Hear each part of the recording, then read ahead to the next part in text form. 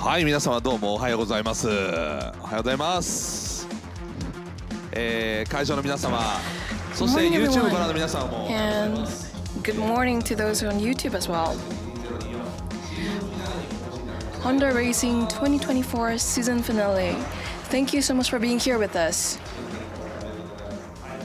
And congratulations for those who won this. Here we are at Honda AOYAMA headquarters on the second floor. And thank you so much for everyone for joining us here. We have a lot of machines that are displayed at Honda AOYAMA building here. So maybe everyone is kind of sleepy. I don't see any good reactions yet. Have you taken a lot of pictures? That's great. And on YouTube, I think you'll be able to see the programs as well. We have it in both English and Japanese, so please watch it according to your preferred language.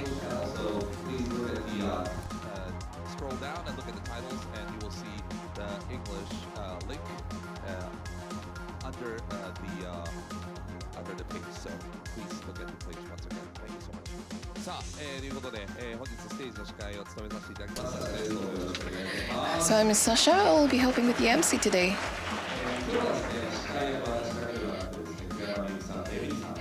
And not just me, but we also have Miyuki and Emily.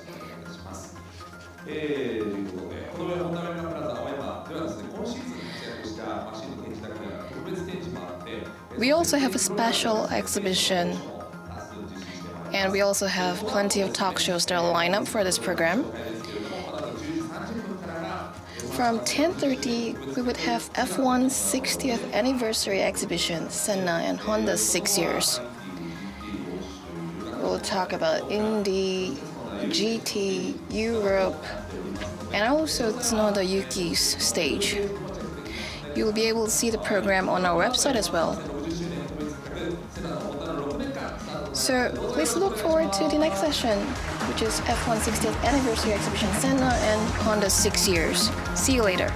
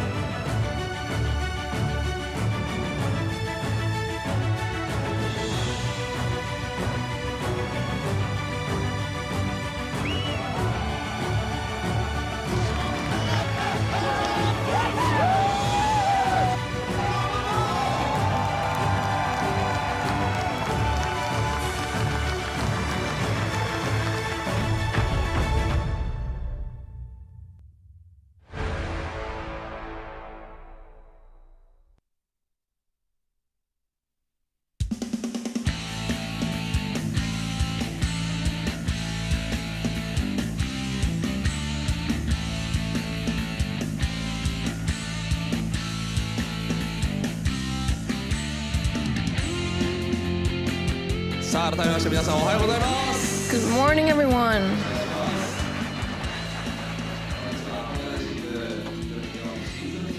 Here we are at the Honda Racing 2024 season finale. Thank you so much for coming over and joining us. My name is Sasha. Nice to meet you.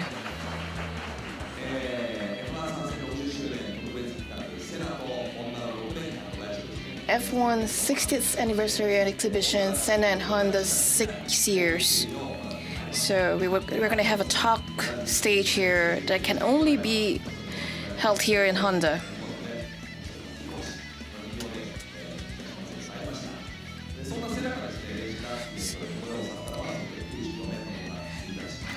In 1994, we lose him, and then that was in Italy. It has been 30 years since then, and this marks the 60th anniversary of Honda participating in F1 as well. With those who have a deep connection with Senna, we would like to gather them here together to hear what they have to say and share their memories about Senna. So we would like to invite these guys here. Welcome them.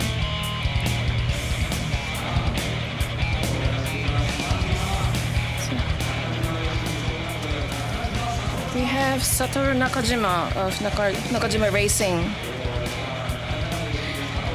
Reiho Letterman Lanigan Racing, Takuma Sato, Super GT GT500 Stanley Team Kunimitsu Super Formula Honda's Nakajima Racing, Naoki Yamamoto, and from Honda Mechanics, Hirotaka Nakazawa, Toyoharu Tanabe, and Tsuyoshi Ishihara. Please have a seat.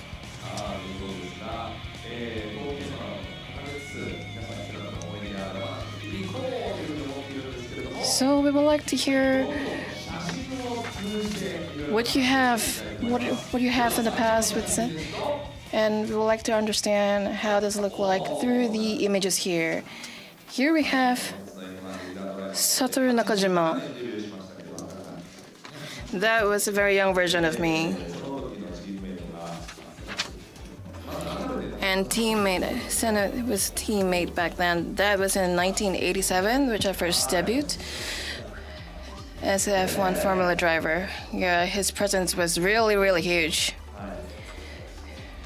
No matter where he goes, he's definitely getting all the attention. For me, it's just shocking by looking at his speed.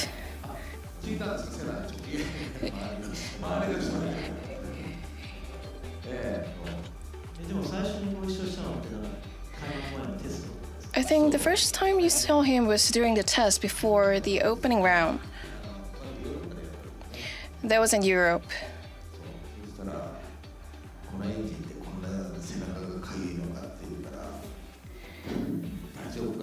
He was saying this engine, that vibration, is it all right? He asked. Yeah, that was right before the testing.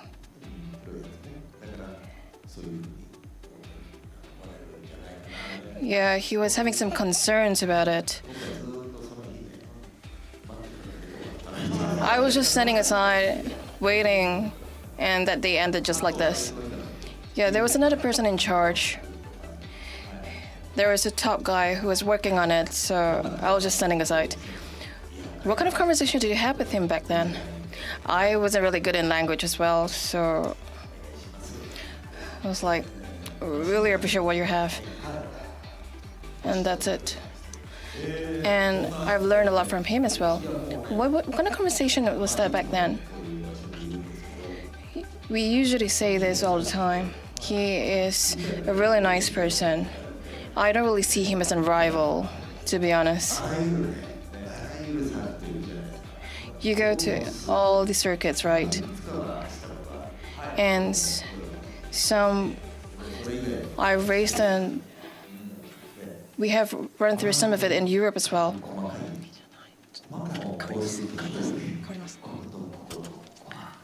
So since there were so many circuits that was not familiar to me, I had to be careful. But he would tell me what to be careful. He was so specific about that.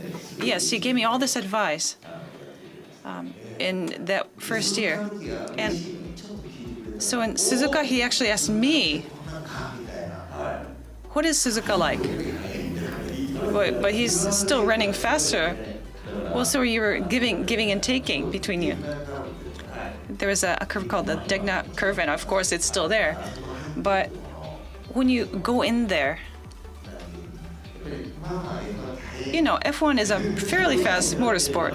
It is, of course, but at that time, your time was 1 minute, 36 seconds. And FS? And Naoki is 36 seconds, right? No, my record is 34. But with difference in chicane. Well, but at that time, you were downshifting. Right, so in that regard, you know, there were some changes that took place in Suzuka. So he asked me what those changes were. That made me a little bit proud of myself. What did you exactly tell him, to be specific? We're from an engineering perspective, from our perspective. Senna was always asking, can I see Satoru's data? He was very mindful, and he was so keen on collecting all the information to help his performance. I know, he was very careful about many details. Well, I have all this data, but I still wasn't able to execute it, but he was able to. So I'm aware of what I'm supposed to be doing, but sometimes you can't do everything in full, right? So that was my situation. So you know, there are the things you know that sometimes you can do it. Sometimes if you push it too much, it won't be well. It won't go well. So I'll just keep it at that. What are you talking about? And you see, yeah, the guy wearing the glasses, his mechanic, he really went up the corporate ladder. I mean, he became a super big shot. What is he doing now? I wish I knew. Maybe I shouldn't have asked. He's up there in the world of F1, I'm sure. So back in the 90s, and when I was still involved in the sport, he was up. So Satoru, do you remember what you were talking here? No. I'm guessing, I think this was in Brazil. Brazil Grand Prix? Maybe we're talking about how hot it is. You think? Well, yeah, he doesn't have his shirts on, so I guess maybe that's what you were talking about. But I'm the only one talking today. That is fine, because we want to hear from you. So let's start with you, Satoru. This is not what you told me to do. So I think he was giving me advice here. And I think he was briefing me about the course. It's very bumpy. You do this and that. I think that's what this photograph is of. But other than that, he was also advising me on how to drink water in Brazil, how to drive on regular public roads. He also gave me lectures. Of Brazil, because there are different rules? Well, there are lack of rules. Well, it's scary. No, really, it's an incredible country. No wonder they produce so many good racers, because they're always testing their driving skills every day. But do not stop at night. Even when you have a blown tire or when you have a red light at night, do not stop. Don't stop your car. But when there's green light, you also have to be careful, because they might be coming from the other side. Oh, I see. Right, and you also have to be careful about water. But he was very serious about it. It was no laughing matter, because you could get sick from it. So, which water I should drink? I'm going to talk about the specifics about this. No drinking water of tap water. Back then, back in the days, there was a big water tank. And for mechanics or for whatnot, everything was just thrown in there, and there was a big ice cube in there. So you have that at the facility. And then after you do a run, because it's so hot, you want to drink that water. And these are not in PET bottles, the plastic bottles, but they're in, it's like a custard, like a dessert cup, you see, in a disposable material. So I tried to take that and drink it, but then he said, no, don't.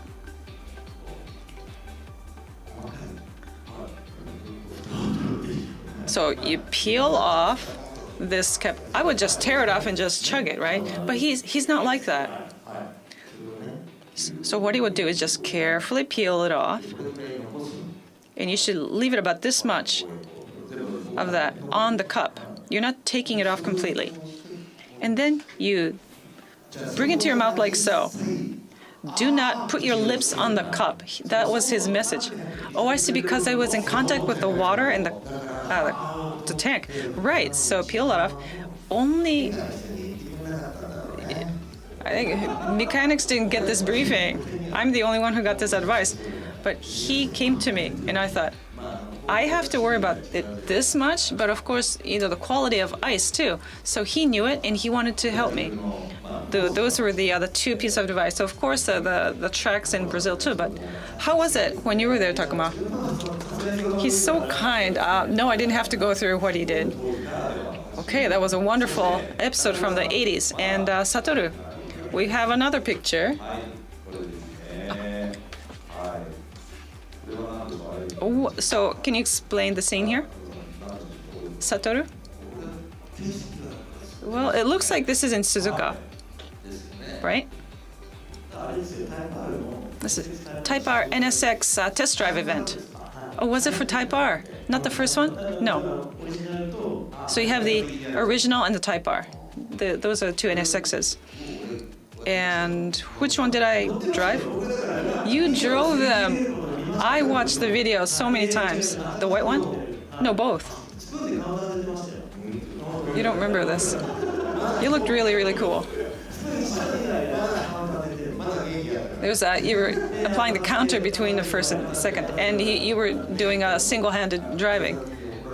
The police got reprimanded for me because in all the videos I was driving with just one hand, and so they videoed everything, but because I'm driving with just one hand, and this is not right.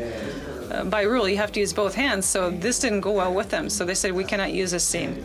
So after all the filming, he said, we cannot use any of this scene because of the way you're driving. We are on live on YouTube. Are you okay sharing this?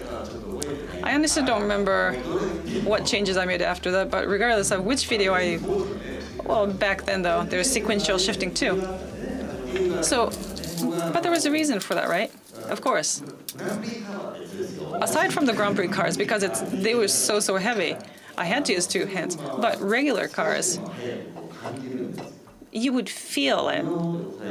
If you use two hands and you're holding onto the steering wheel, you won't be able to feel the car. So that's why I wanted to use just one hand, because I would feel the car a lot better. You will get more feedback? Yes.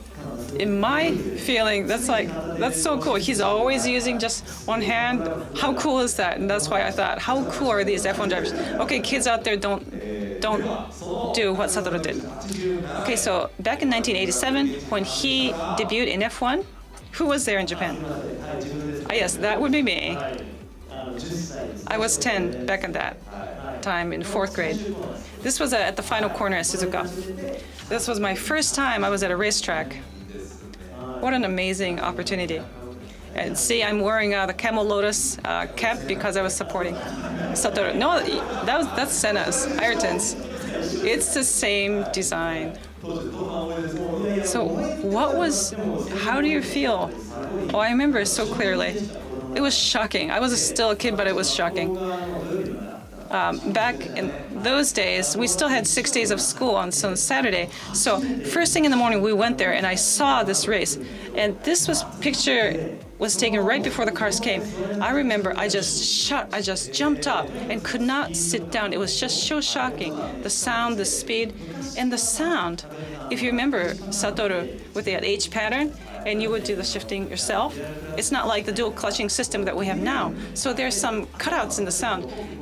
And so you would have this reaction. So there's a reaction, a difference, or the lag in the sound.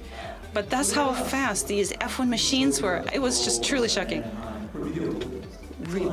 And this is your video camera? Yes, we borrowed this, and I think it was SVHS. I don't know what the equipment is, but we took a video of that, and you kept watching it. Yes, but it was in a fixed location, so we don't really have too much. We weren't turning the camera to follow the cars. You were simply just using up all your energy in just following the cars. Yes, and I remember the atmosphere there. There were so many people. It was my first time experiencing such a big crowd.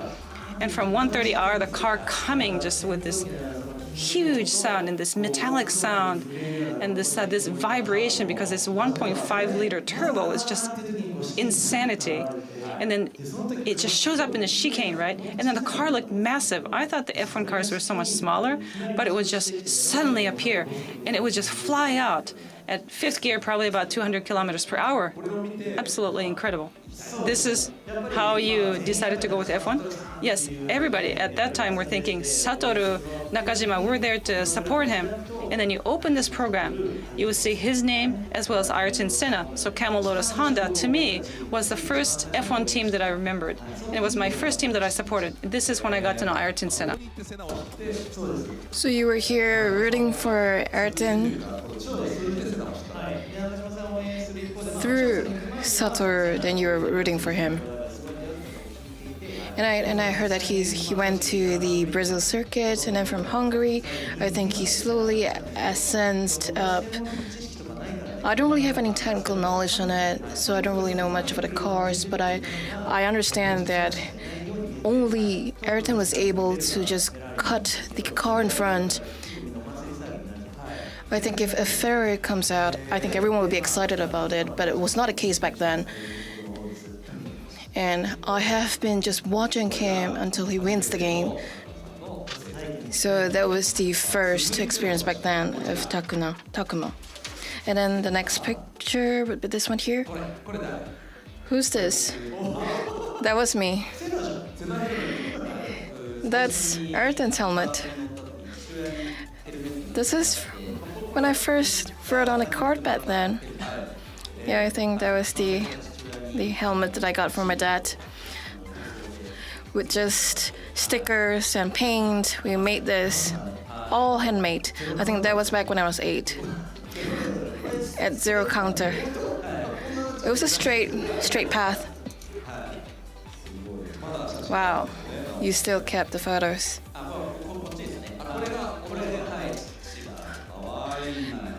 That's so cute. Wow.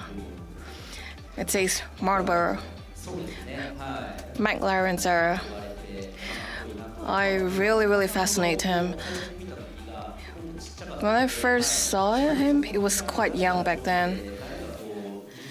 We don't really know who is great or who has better skills, but we just look at the car that is white and red and also the yellow helmets, and I really like him so much.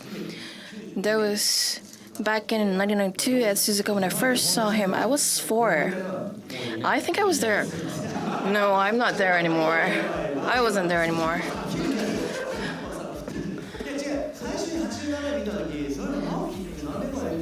I think back in 82, he wasn't born yet. And 92, I saw it in, I think that was when he came back from Dunlop. Same timing. When I look back at the pictures, I think maybe you're in it. I was just looking for it this morning, but I couldn't find it. Maybe we were there together. Wow. So I think this is the first time where you see him in person. When he removes his helmet, I've never seen him remove his helmet. I only see him on TV or newspapers, and that's it. On the race, he removed his helmet. I remember him looking quite sad. Wow. Is that so? I think that was 93. I saw him in the S round. 93, no, I've never seen him. There's not a picture. I'm good here. Wow. That's really cute. You have a really long tongue. This is the first time I thought so. I love MP46. And In the Suzuka fan appreciation event, I was able to get on this MP4, and it was there. So that was a fan event. Yeah, I think it was available back then. I was just so impressed, and I was really, really nervous. And I have to put in the clutch shift one by one, and I was so nervous about it. And I think you can still see it on YouTube. And you can really see my car right behind. It was just jerking in a really bad manner. I was just so nervous. But this was a car that I love so much. 30 years, 35 years after, I wouldn't think that I would be able to ride on the same car again. You never know what happens in life. I think it's a completely different color compared to Ferrari V12. The sound was different.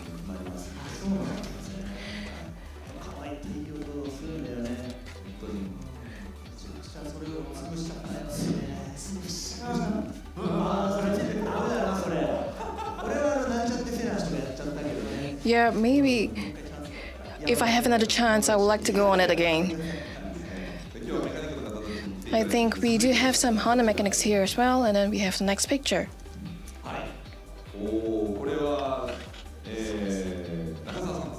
This is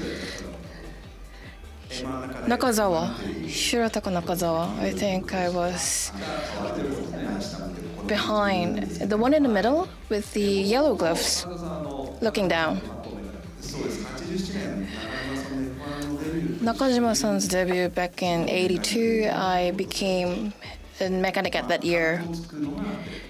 But yeah, the first one who I came to work with was Nakajima-san. Same with Nakajima's F1 experience. What was your first impression of Satoru?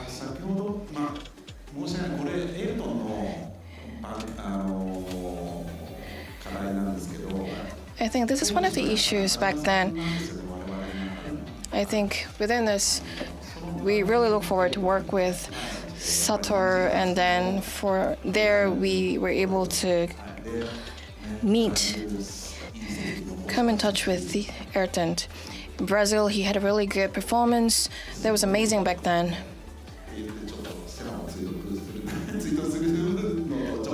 It's a little bit different from what we would want to talk about today. It's probably, yeah, you can see the time difference here. Yeah, the appearance, I think, it really looks beautiful. From the overall resolution, you can really feel the time, the history of it. Same for the commercial cars. You have a bonnet and you won't be able to see anything with it.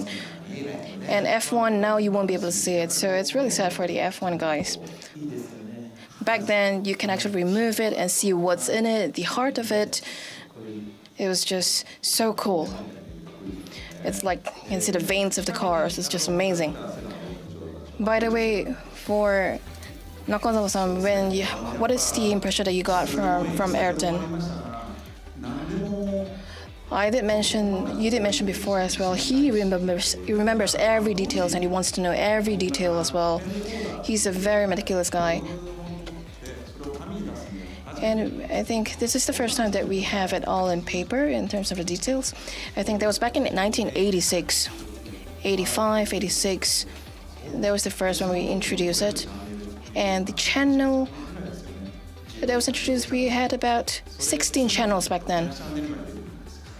But when Ayrton is there, then there's going to be about 200 channels.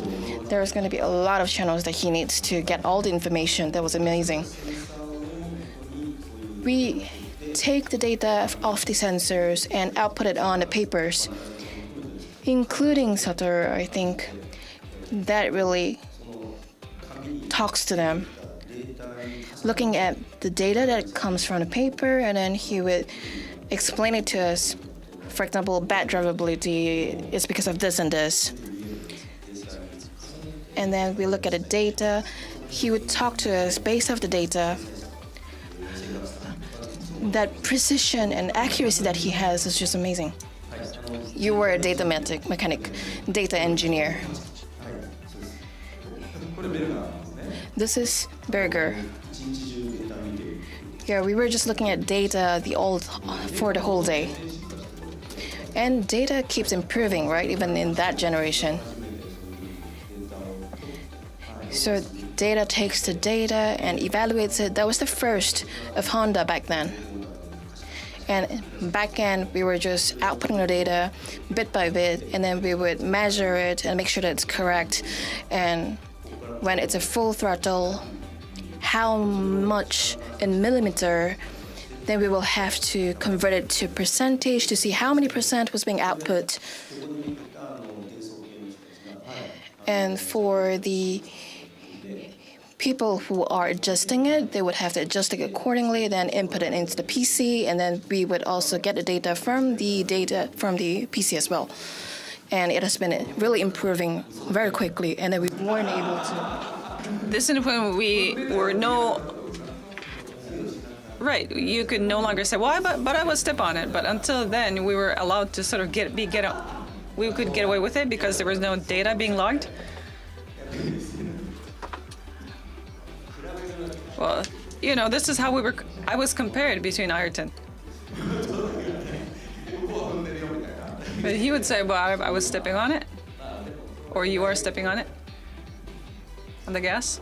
Well, that's just how it was. So by the time you started being active in the scene, Takuma, yes, everything was already recorded. And using that, we were trying to convert that to speed. So, but no lying, no hiding. So you would have the data, but Honda was really fast at adopting that, and that's why you were able to convert that to results. Yes, I would say so in terms of data usage, and also in a way to respond to driver requests. We were able to study the desk and say, this is what we can do here, the engine rotation here and there, this is what you can do. If something is still amiss, then we would study the data and say, okay, this is probably the reason. We'll make a correction or improvement here. So, and then we can do that for that race, and then we can also use that for preventing any recurrence of similar issues. So Naoki, this is probably given now, right? Yes. So the back then, they were creating technologies that you have right now. Right, but as I started doing Indy,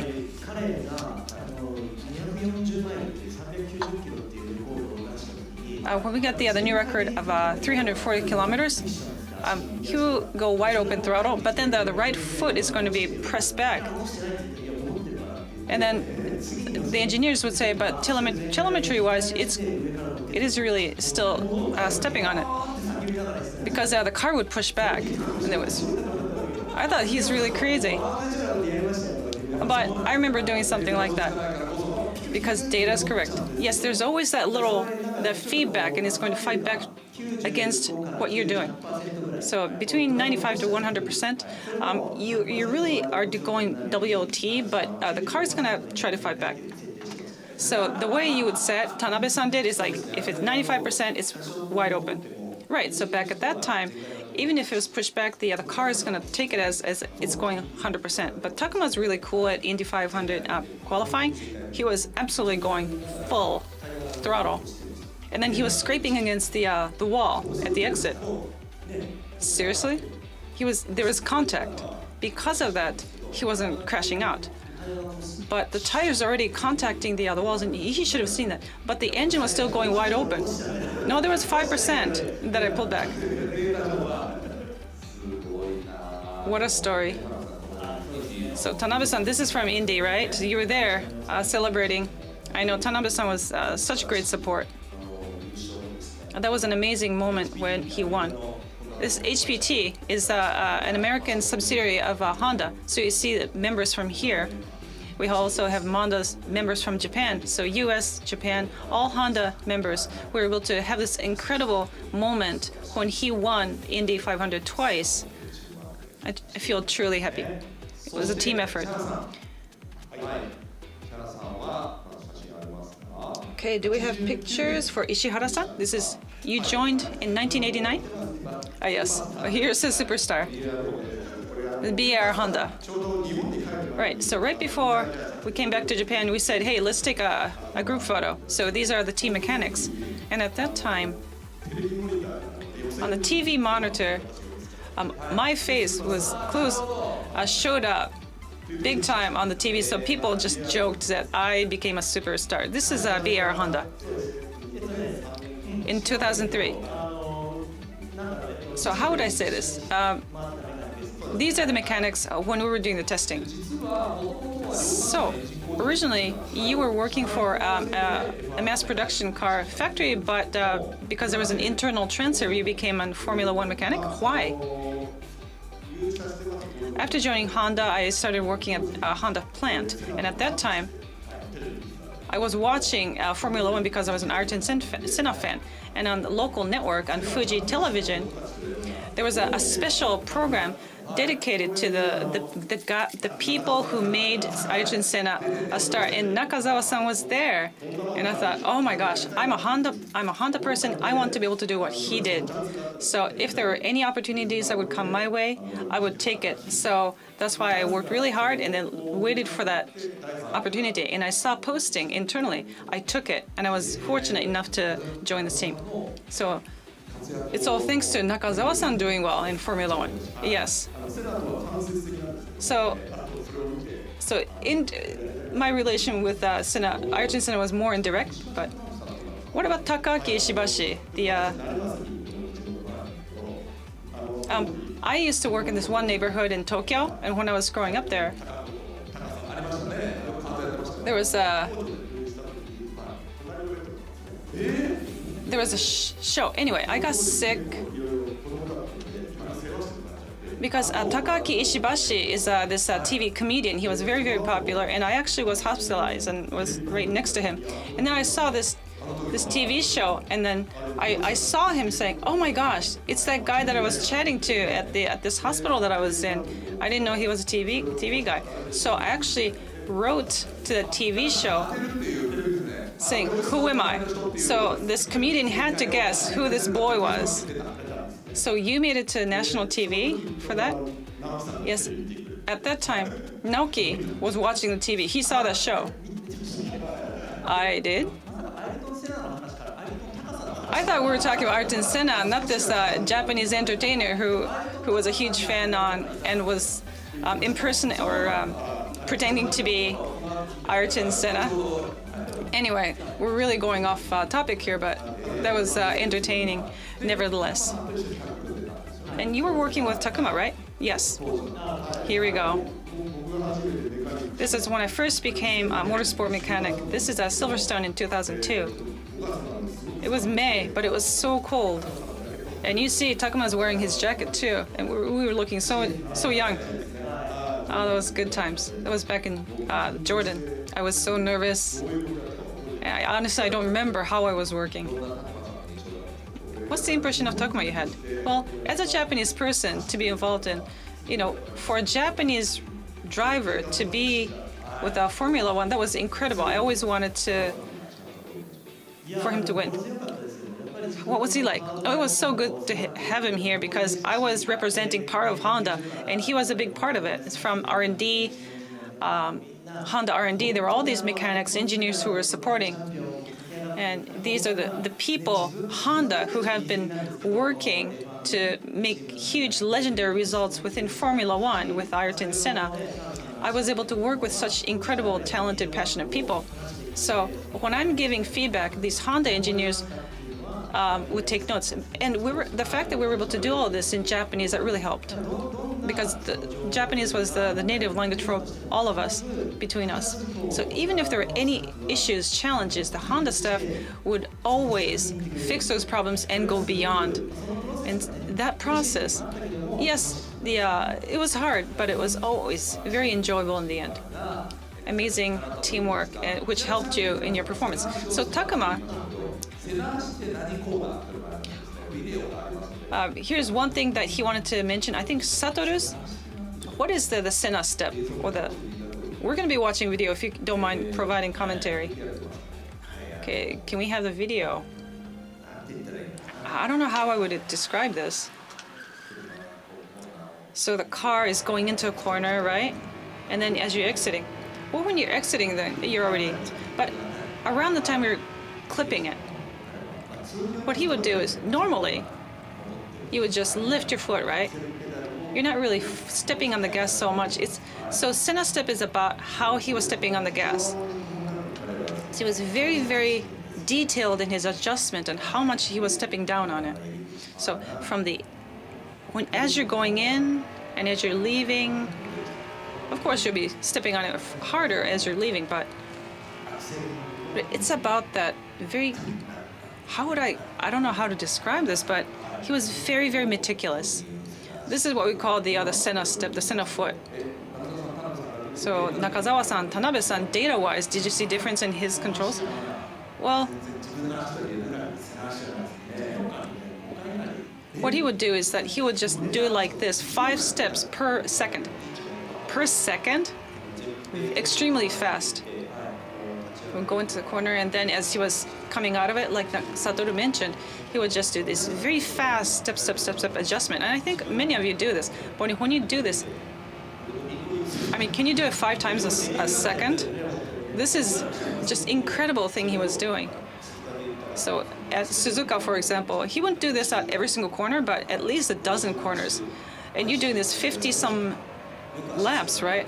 I was incredibly, I thought it was a sensor not working, but this is how he was doing it. But when I hear from him, that was actually him adjusting it. All the fine adjustment was done by him.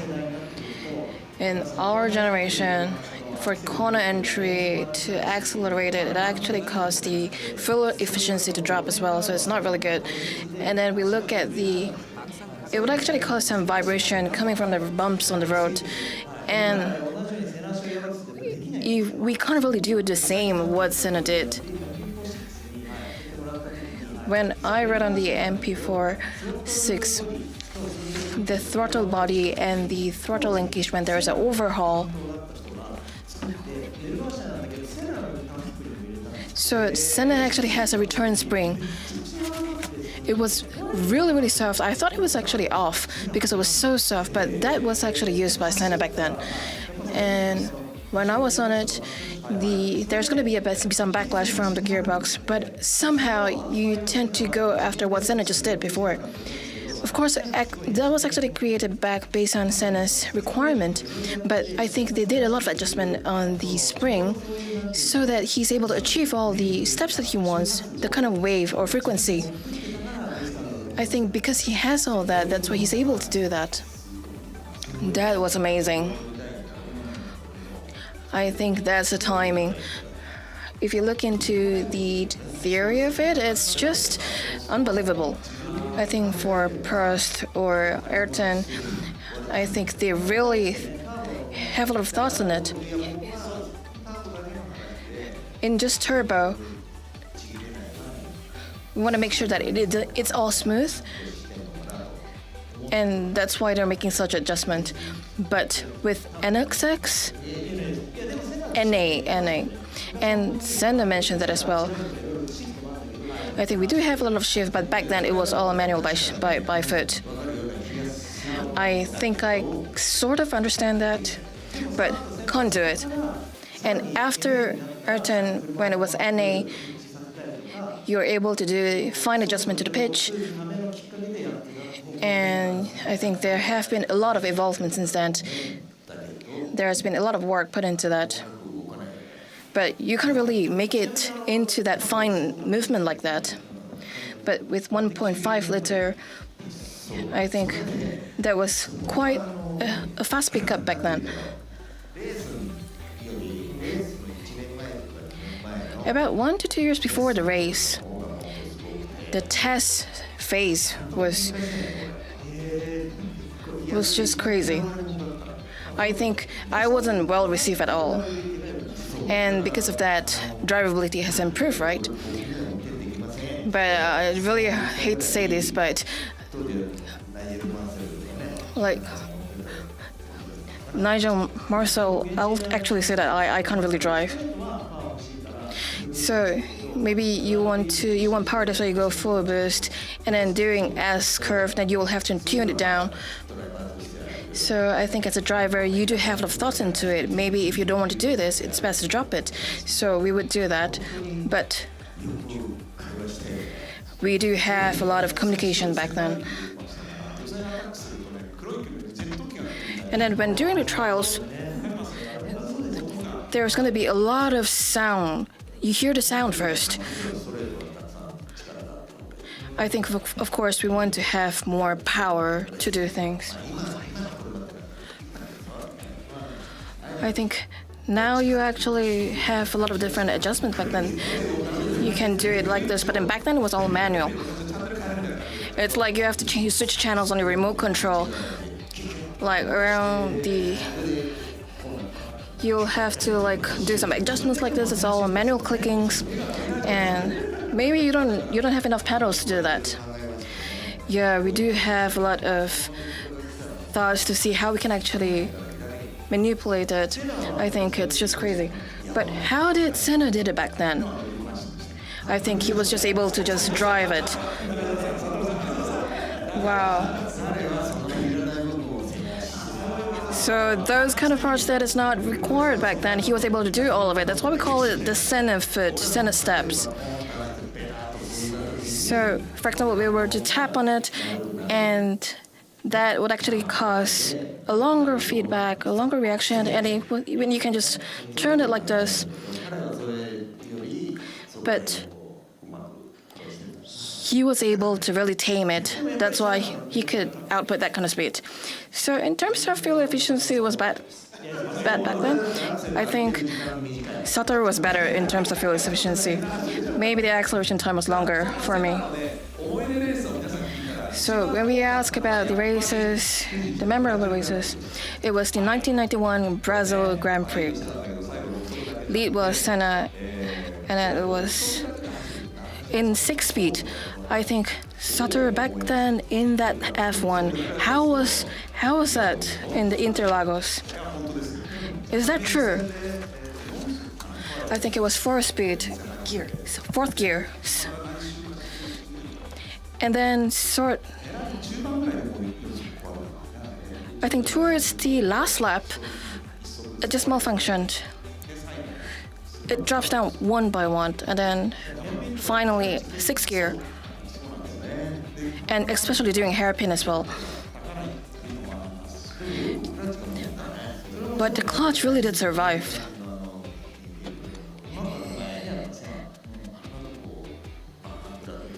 That hand clutch, they were just using hand clutch back then. Wow, that was just amazing. Taka, what do you think? On 6 gears, do you think that's possible? I think we have torque map pedals, and then for the drivers, even if the driver demands for 100%, the throttle doesn't really open up widely. So if we were to do wide open engine, and you will actually push the engine to its limits, and it malfunctions. I think it's really up to Senna's skills back then. I think that was the first win in Brazil's Grand Prix. And it was such a shock because everyone was shouting. There were a lot of excitements. And on the podium, I think he wasn't able to lift it up because it was just shaking. So I think back then, I felt the same as well. We don't really have that physicality. The guys these days are just amazing. I think they said you have really great biceps, right? But I think Senna was just kind of shaking and lifted up. It was kind of dramatic back then. But now, if you do it, I think people just say that, wow, you're just weak. I think back then when the car gets to stop, he wasn't able to get down, and they'll have to kind of help him. Yeah, even in the other races, I would just say wait for a moment to cool down and get off slowly. I feel kind of heavy towards the end. and sometimes your hands, the skin is just peeling off. I think there's a different kind of load that they have to bear back then. The steering body, I think there are some brazings as well. I think I learned this from him as well. Not to say it's Brazil, but it was back in Morocco. And then here we do multiple gear changes. That's why your skin is definitely going to peel off. So you will prepare some medications in the morning, and you'll just put it on your hand, and you have to wrap it up, bandage it. Wow. Yeah, I never did that, but wow. So I just put up my hands, and he would just bandage it up for me. Wow, he's just an amazing guy. Yeah, he was a really, really nice person. Wow. All great memories about Ayrton. So with Interlagos, Ishihara-san, I think we do have a video here about the comeback. This is Hamilton. During a rainy day, I think we do have about 3 times. I think it was really difficult because the car engine wasn't in a good shape. Bad weather and high elevations. I think there are just a lot of conditions that doesn't match up. And before we get to demo run, I think you'll see it in the later footages. I think there's a lot of preparation that goes into it. From the Brazil, there's a request to use Senna's car, but then so back then Honda didn't really have a good vehicle for that, and we talked to McLaren, and then we said, let's do it together. And so we said, well, we'll do our best. And so we went to McLaren factory and checked the engine, and then said, okay, with this we should be able to do well. So we made the preparations there. This is a 1990 machine, yes, MP45B. So I think all of you know that as Suzuka Grand Prix 1990, this is crashed with a Land Crust. Well, the one that just kept going, it's that car. It is. It's the same monocoque. So you see the left side that went through fixing. So it's the actual car. The engine was okay? Well, the engine was used at the race, so it's a new one, but it's mostly original. That's incredible. So McLaren really has taken very good care of this. So we knew this was a car, and we knew how well they took care of the car since then. So how was it? You see the garage here. It's a specially built garage, but the Senna family, Bruno Senna, Ayrton's family, everybody was there. There was lots of singing, crying. The emotions were running high, and I was there too. Because I was a mechanic, I was just doing my best. It's just, I want the car to be able to finish this event. You will see the Brazilian flag that's going to be held. And you hear this cheering, people going wild. And I felt like the same thing was happening from when Ayrton was running. And I simply was reduced to being the fan that I've been. I was so emotional. It was just shaking my soul, literally. And I was able to see just how influential Ayrton Senna has been to the entire world. In 1 second I knew. Watanabe-san, Tanabe-san, what do you think? When you go to Brazil, at any random moments we hear Senna, the Senna chant. So you know that the people of Brazil, as well as the rest of the world, have such fond memories of Ayrton Senna, and he left us too soon. Nakazawa-san? The country of Brazil, you know, it's probably just the culture there too, but you may not think that Ayrton Senna is really that passionate, but the people around there, and when you go to Brazil, you know, they're extremely passionate You look at how they cheer on soccer too. So we were in charge of this car. If we do anything wrong with this, we won't be able to go back home alive. This is the kind of immense pressure that we felt. We usually feel this amount of pressure at Suzuka, and then after that is the any home Grand Prix for the drivers. So this is definitely one of them. And Satoru and Senna, they had their debut in Brazil. This is not the exact circuit, but so Brazil means a lot to me. Naoki? Ayrton Senna was one of the reasons why you aspire to be a professional.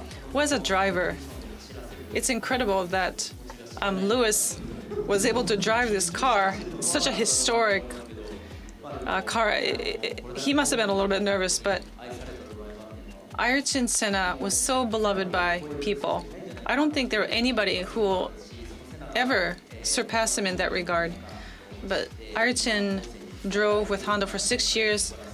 His memories still live on, very strong. He's very much alive in our memory. Takuma? Absolutely. So we aspired to be him. I think all of us, any professional drivers, aspire to be Ayrton. So what can we do? Well, all we can do is that the next generation, the younger, up-and-coming Japanese drivers, should also aspire to become someone as great as Ayrton. When I was a child, that's the aspiration I had, the dream of becoming him. I want the drivers that are active now to become those for the next generation. So, Ayrton was an excellent engineer, but there are not that many drivers who have that kind of capabilities. So I would like the next generation young Japanese drivers to develop those skills. So Satoru, any final comment? There are so many memories that would come back to my mind, but we only worked together for a year. But what an incredible guy he was. And his personality, according to what you said, it sounds like he was just a very kind, wonderful person. It explains why he was so popular, right? Of course, he was super fast. And because of his work with Honda, we also have a huge number of Ayrton Senna fans here too. I don't think that wasn't the case with Renault. It's because he worked with Honda. This is what created this reaction, this huge support in Japan. Everything meshed so well. Honda and Ayrton Senna were able to bring the best of them to create the legend that he is. On the Honda website, there's going to be a special website that's dedicated to the 6 years of Ayrton Senna and Honda. There's some articles submitted by the engineers we have on stage. We also have an exhibit of a Gerhard Berger machine. There's a lot of information available. We would like to invite you to please check it out. So we are running way over time, so perhaps we should move on to wrapping up this session. Thank you once again to our guests today, Satoru Nakajima, Takuma Sato, Naoki Yamamoto, and the three mechanics, Nakazawa-san, Tanabe-san, and Ishihara-san. Thank you so much.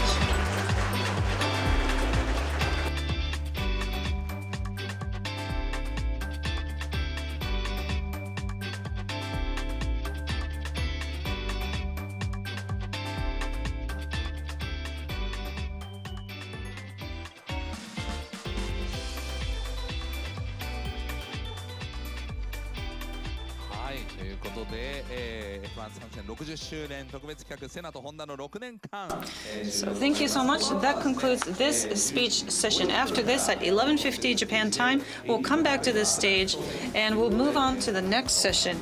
We're going to be welcoming back Takuma Sato. Thank you so much. See you soon.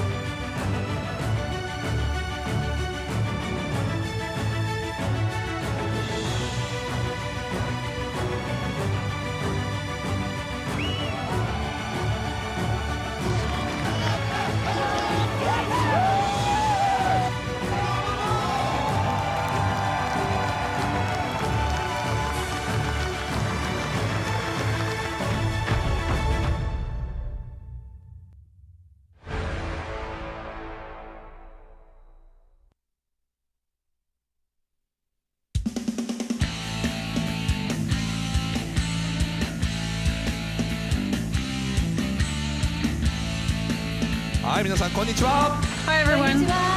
Hello. Thank you so much for your kind patience. So here we are. Once again, welcome to Honda Racing 2024 season finale. Thank you. From here, we have a stage session titled The Tireless Challenge of the Indy 500. So we're going to be welcoming Takuma Sato, who has conquered the Indy 500 in 2017 as well as 2020. So Indy 500, it is an amazing race. Absolutely, it's the top 3 races. 400,000 people at the place. Staggering number, right? So let's hear more from Takuma himself today. I'm Miyuki Hirama, and I'm Sasha. So, for further ado, let's invite our guests. Can you please turn your attention to the back door?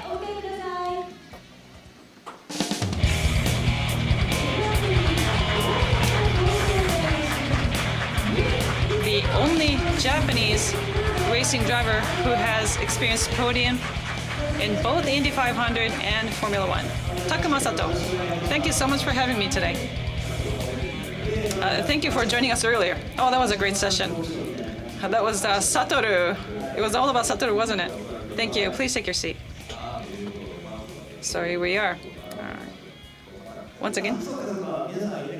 All right, now we have a different set of audience. Once again, good morning, everyone. I am Takuma Sato. So the previous session was on Formula One. Now we're going to be asking you to talk more about Indy 500. Yes, I love your team wear. This will be your 15th season for you participating in Indy 500. And for Takuma, and for the fans of Takuma, you're running with Rahal, right? So the team we're most familiar with. Yes, I'm back with them. So looking at the results, yes, I wanted to aim higher. I'm always only going for the top podium finish, of course. But still, it was good to be back with the team.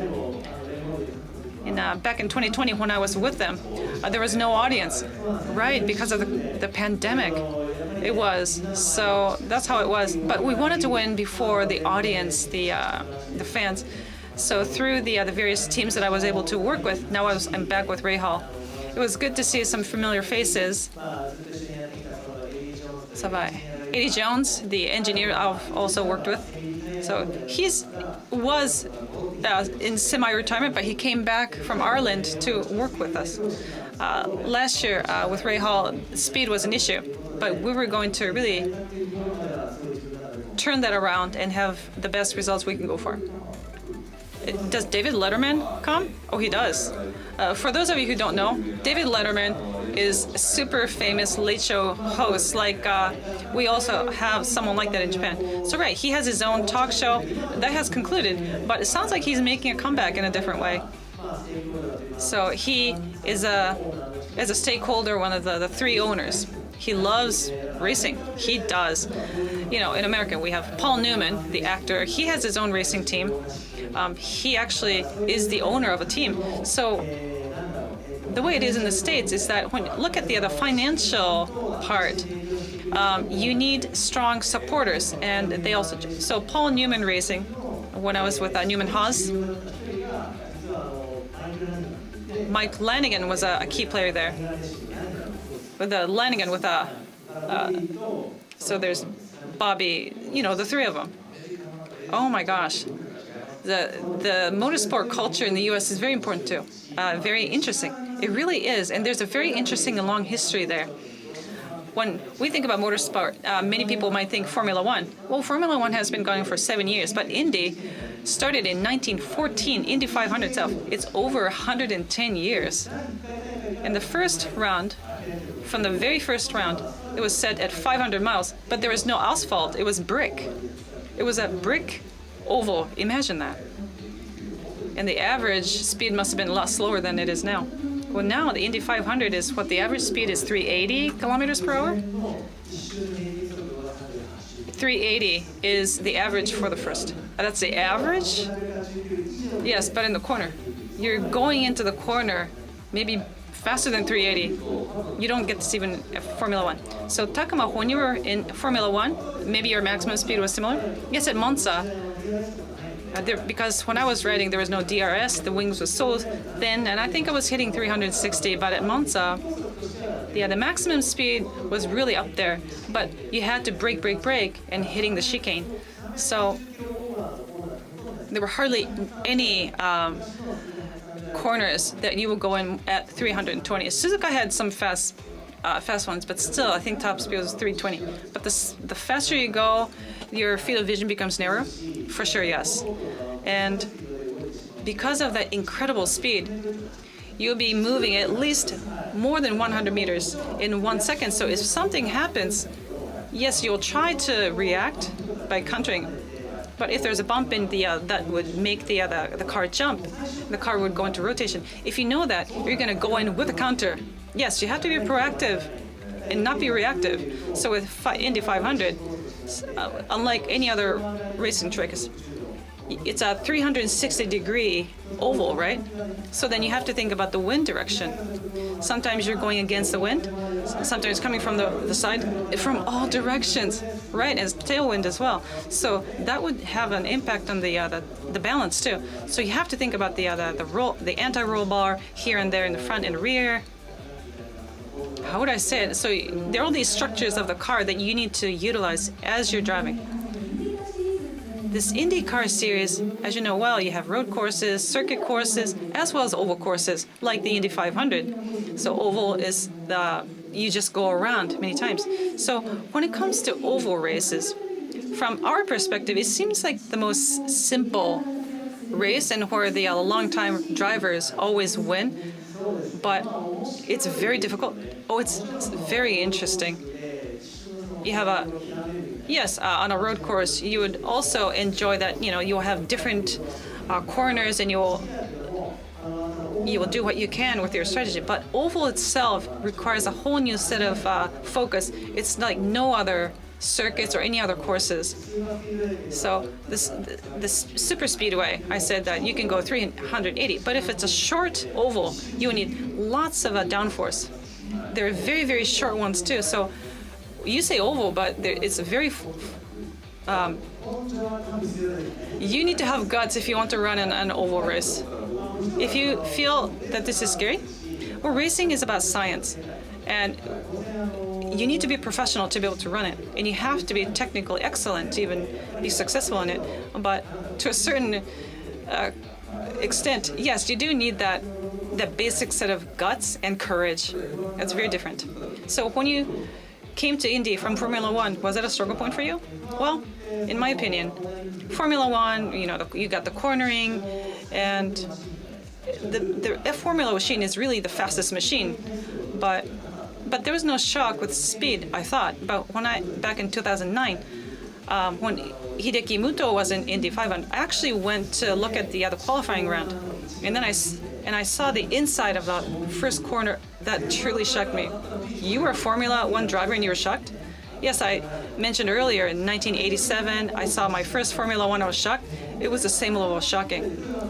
Yes, they're coming in at 380. It's fast, but like I said, at Monza and Hockenheim, I experienced the same speed, so that speed is surprising. But they don't stop. They keep going at that speed, and it's not easy.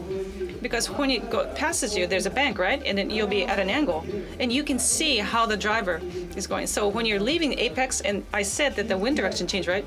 Which means that the rear suddenly lifts up, becomes lighter. And then you're going you're sliding as you're going up and you have a little bit of counter, right? When I saw the driver doing it, I thought they're simply crazy. Unthinkable. So I asked Hideki how it goes.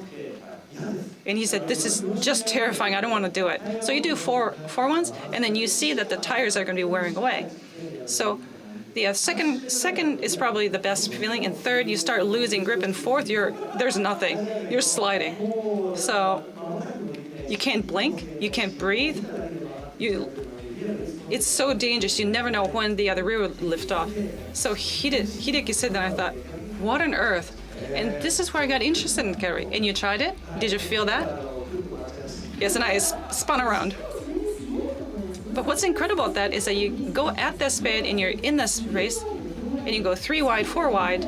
You have 3 or 4 cars driving side by side. This is this is what's different about the oval racing. I think I mentioned it in the press release as well. The bank, I think, in terms of the data, it doesn't really change that much. But if you use a different car, when it goes right outwards, here it seems like the wall is moving at 330 km per hour, and then when you look it down, it's really scary. So I just feel scary about that. And if you were to follow the car in front, you're going to lose the downforce. So I would go out so that I can take the oncoming air, and that would be better. How do you feel about winning it? I just feel thankful to be able to let me race in that kind of condition, and for the mechanics, they really put in a lot of effort in it, and they would race around for like 3 hours, and then we actually do it in sprints. And then we do about 5 or 6 tire change, and then about that number of stint in that race. So in about 0.1 seconds, so for example, when we go into the yellow line, if we were to be late for 0.2 seconds, we'll be lagging behind the positions. So we don't really know until the very end, to the very last 500 miles, when we were to close up on it. I think it's something that I'm not able to put it in words. That's how I felt back then. And about 40,000 spectators, 400,000 spectators. I think that was just crazy. And then I think you actually came over as well. If you look at it from the spectator stand, I think it's just... I just can't contain the excitement, because not just about the race, but in the whole, in that area when you're in that Indy 500 season, it's just flooding with people. And for Takuma, I think the respect from the U.S. people, I think it's just something like winning in a Super Bowl. I think the amount of respect that you gain from there, I think we want to really look forward to your third win.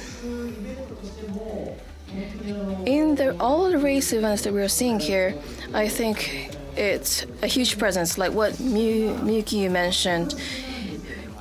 You can really feel the pride in the town, and representing the Indy 500, and then you get all the visitors from different countries. It's usually Friday, Saturday, and Sunday, but for Indy 500, it's usually 2 weeks. You have practice, and then you have some media events, and then it just goes all the way up.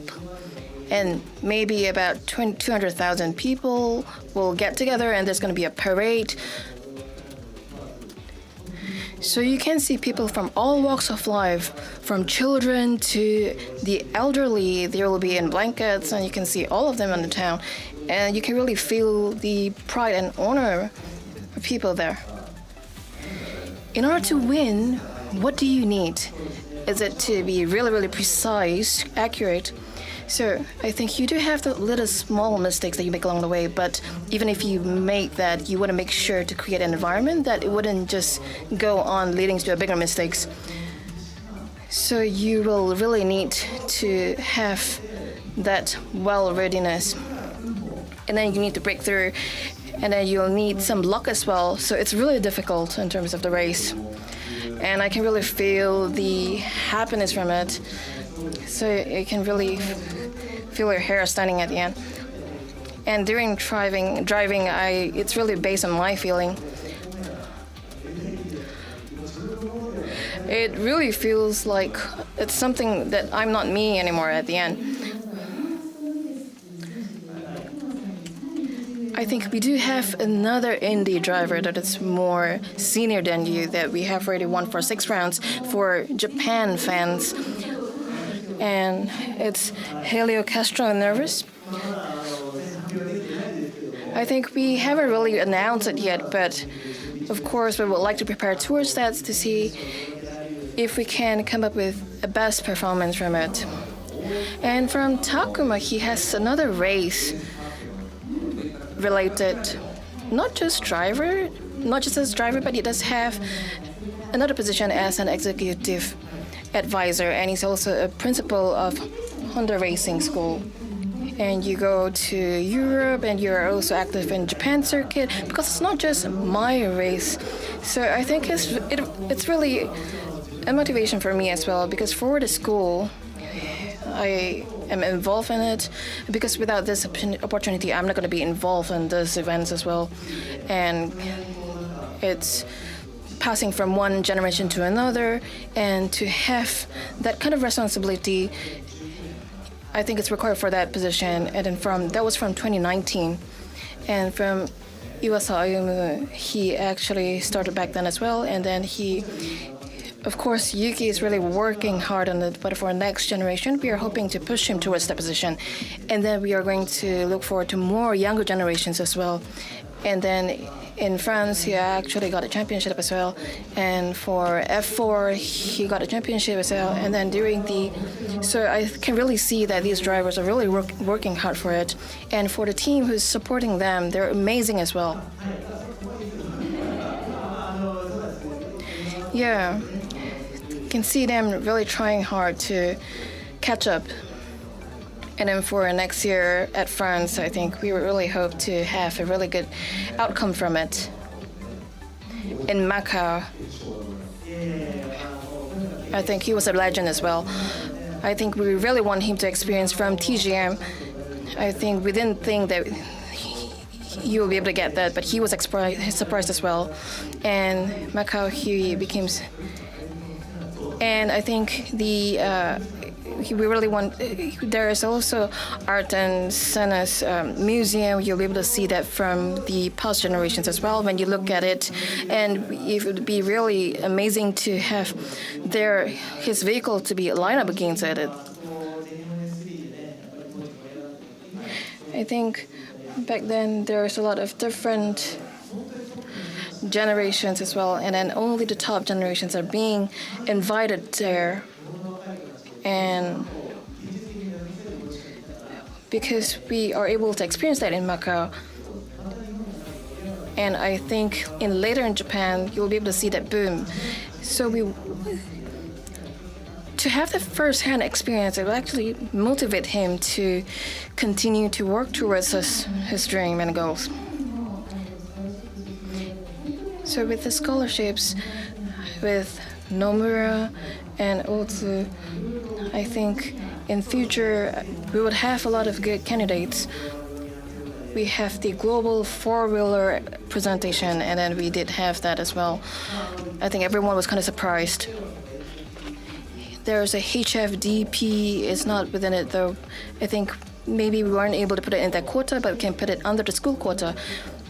So we do have the first years and second years. We want to really give opportunity to the younger generation so that they will have that opportunity to experience it. And some of them were able to show really amazing speed at a very young age. I think if they can continue to work on their speed. And we also got an approval from HRC. How should I say? I think it's a really amazing organization. And then there's also Shinmato Shotaro. He is currently a university student, and he got the scholarship. And he's going to participate in the FYFR in Japan, and he would be able to learn more from the teammates. So we really want to create such an environment for them. So including Indy, I think there are going to be a lot more drivers that would like to challenge for Indy 500. So while I'm on the race, I really tell them that please come over as soon as possible. And for HRC, he's already qualified for it. So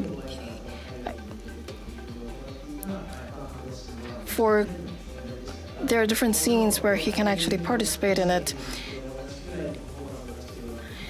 I think there are different types of performance that we're seeing, so we would get Kaku to work for that. I think it's going to provide them with good hopes and ambitions.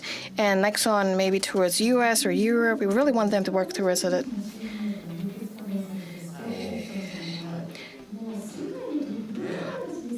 I think all of them who we just mentioned are just top champions in the world. HRC US and together with HRC engineers. Of course, with not just the machine, but of course, this is also a site where they do the development. So yes, it's a team effort, but in case of Kakunoshin, he wants to go directly against Alex.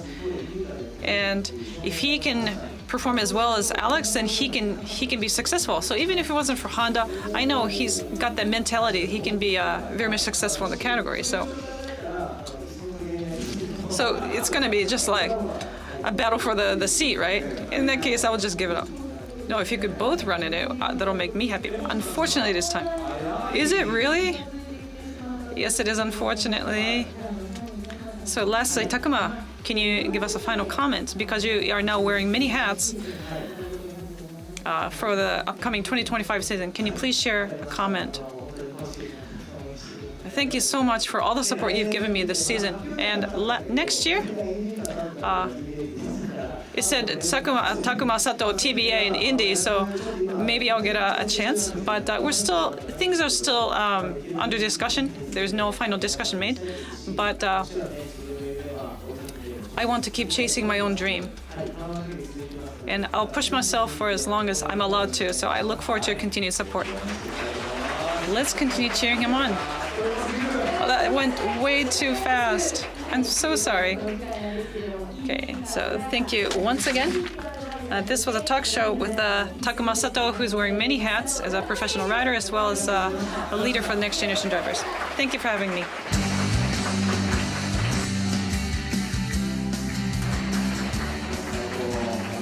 He always has the best episodes with us. He's a playing manager indeed. How awesome is that? He himself is still active in the top category, but is still nurturing the next generation. He's wearing 2 hats and he's doing it well. Once again, that just went in a flash. I had so many questions. I had 10 questions. We only were able to go over 2. Let's ask to set up another session.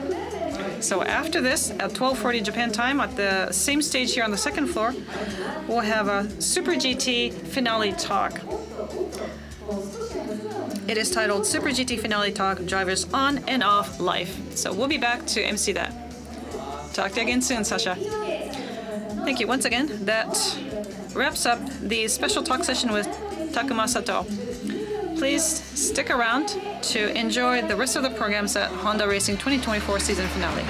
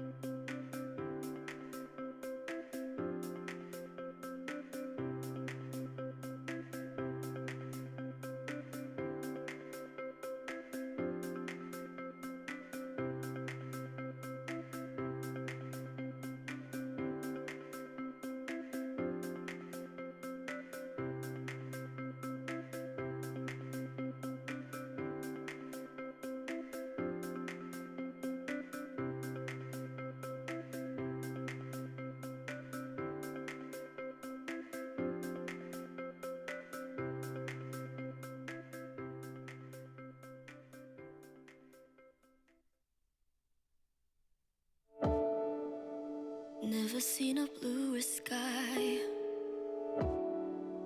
Yeah, I could feel it reaching out and moving closer.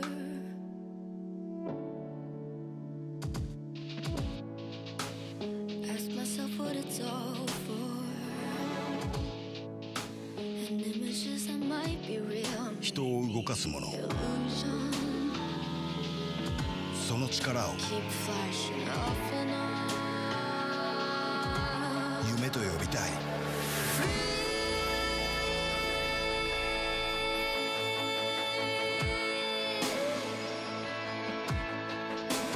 Wanna be free. The power of dreams. How we move you. Gonna be free.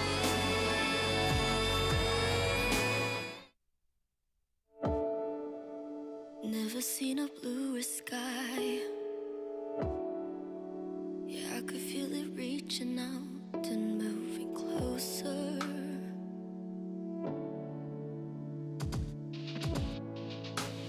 Ask myself what it's all for. And images that might be real, maybe illusion. Keep flashing off and on.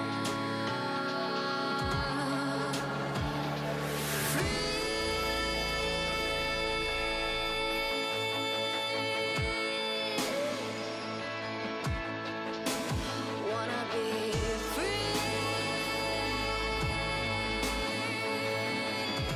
The power of dreams. How we move you. Gonna be free. 自分の手でホンダを勝たせたい。 My dream is to be a Formula One World Champion. 飛行機に乗る経験を身近にしたい。私の夢はその暮らしが自由になる乗り物を作ることです。Probably to try and stay on top. 常にやっぱり人生は挑戦だっていうのがいつも心がけていることなので、挫折って捉えないようにしてる。 For me, I think nothing is impossible. 人を動かすもの、その力を夢と呼びたい。 The power of dreams. How we move you. 自分の手でホンダを勝たせたい。 My dream is to be a Formula One World Champion. 飛行機に乗る経験を身近にしたい。私の夢はその暮らしが自由になる乗り物を作ることです。 Probably to try and stay on top. 常にやっぱり人生は挑戦だっていうのがいつも心がけていることなので、挫折って捉えないようにしてる。 For me, I think nothing is impossible. The power of dreams. How we move you.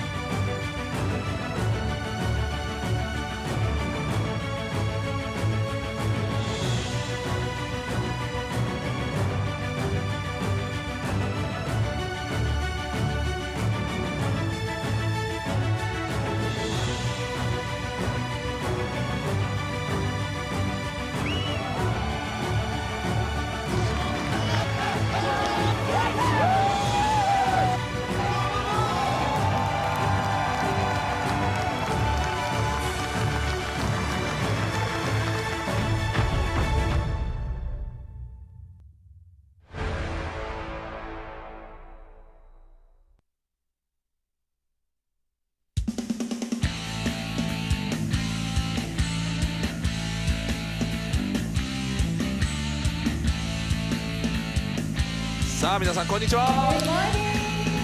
Hello, everyone.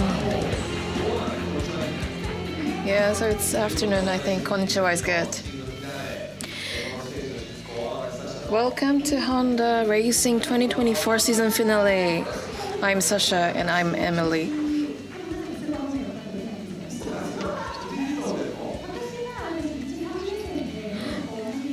So this year I actually participate in GT and as a spectator though. I think working with the team and being in a spectator's crowd is a little bit different. It feels different.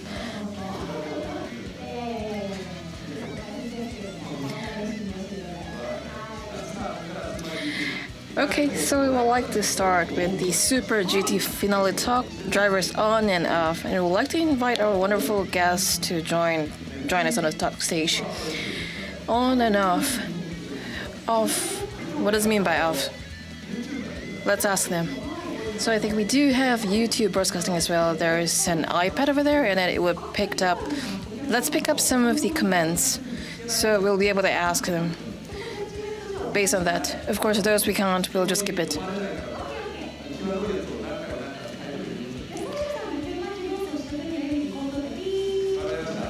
So when there's too much information, we'll just censor it out. So we would like to ask more about their on and off. Let's invite our guest. Let's invite them. A big round of applause to them.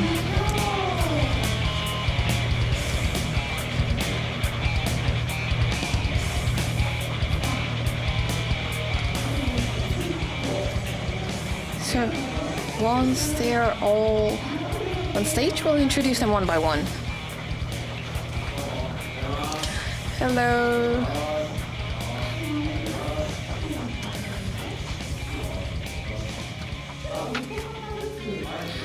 So let's go from the left. So we would like to first introduce yourself, and looking from the left we have Nobuharu Matsushita, number 8 ARTA.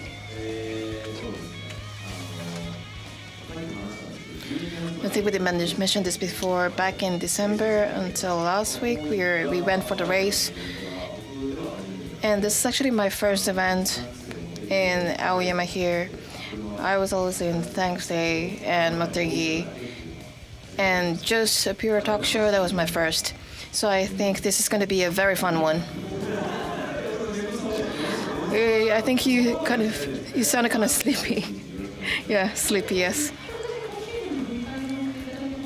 Would you like to look back in the season and tell us how you feel about it? This year was Civic, number 8, and we were able to win it as a team. That was back in August. I think, yeah, like what you're seeing here in the pictures. I think this is my only team. Thank you for your hard work this season. And then next up, number 16, ARTA Ren Sato. Good morning, everyone. This would be my first debut in GT 500, and we have a lot of support as well, and I was able to get it in very quickly. And there was some slippage in the middle, and wasn't able to get a very good performance out of it. I think overall it's a very painful season, but then next year we would like to work towards it more. Thank you. And then next one, number 64, Moriro Nakajima Racing, Takuya Izawa. So this season the machine changed to Civic, and with Okusa as my teammate, and then I think we were able to take the pole, and that was great. And we were able to get through the end, and overall I think it was a great one. Thank you. And number 100, Stanley Team Kunimitsu, Naoki Yamamoto. Hello. rank 2 this time. I wasn't able to get the champion, but towards the next season, we'd like to work harder. Thank you. And then next to you is also number 100, Stanley Team Kinemitsu, your partner, Tadasuke Makino.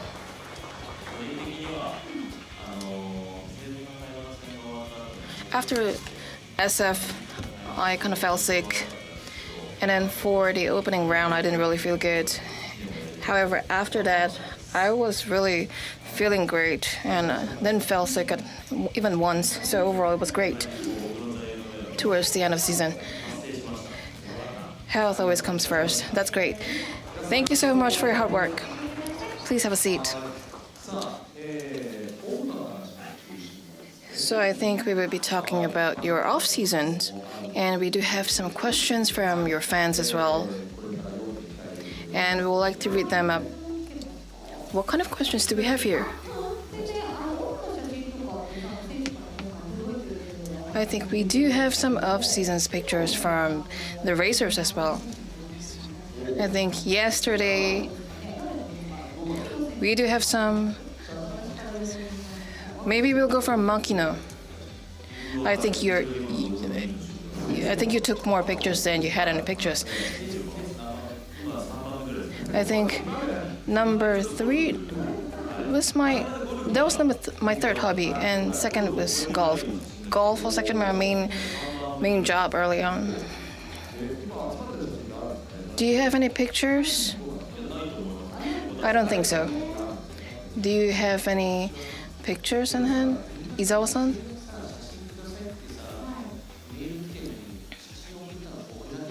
So maybe I'm the only one that sent in my pictures after I got in that email. But if you were to ask about my hobby, I don't really have a one that is decent, so I don't really have any one that is worth showing. Thank you so much for sending it in. It's like fry pans and knives. You have that many knives? Wow. This is like a shop. I think this is like a knife shop. What are the differences that you're seeing here? When I go into the shop, I took it in my hands.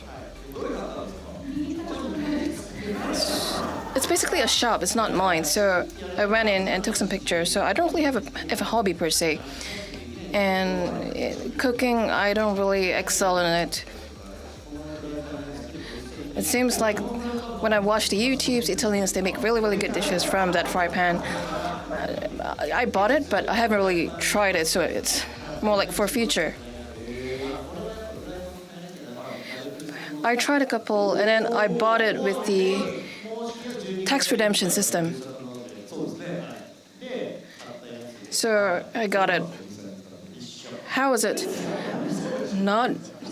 I don't see a difference from what I usually have. It's an aluminum fry pan. It's so difficult. So the handle is really hot, right? Yeah.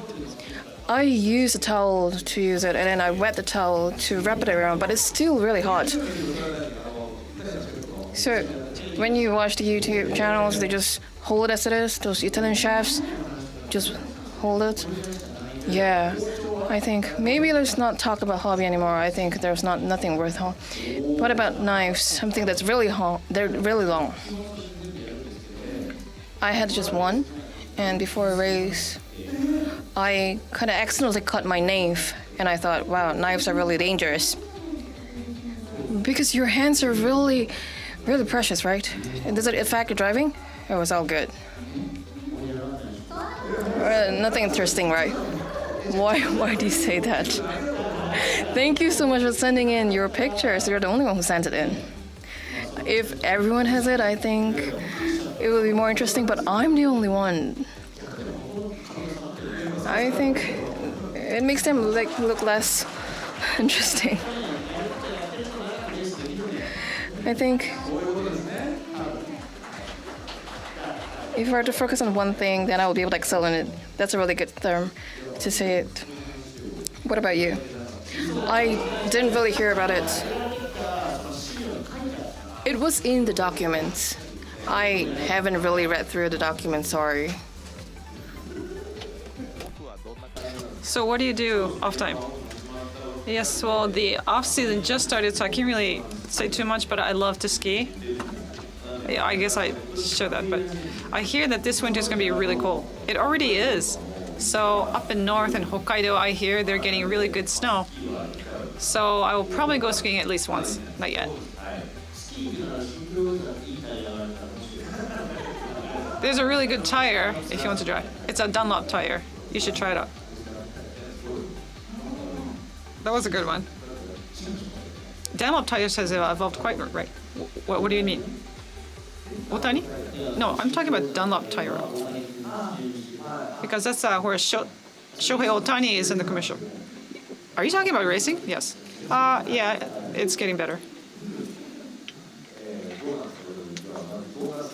So when you go skiing, how does it go? I just go to, rather than going to a normal place, I would go to a place where there's fresh snow. Nice and fluffy? Yes. This really, it really gives me a huge adrenaline rush, kind of like when I'm racing.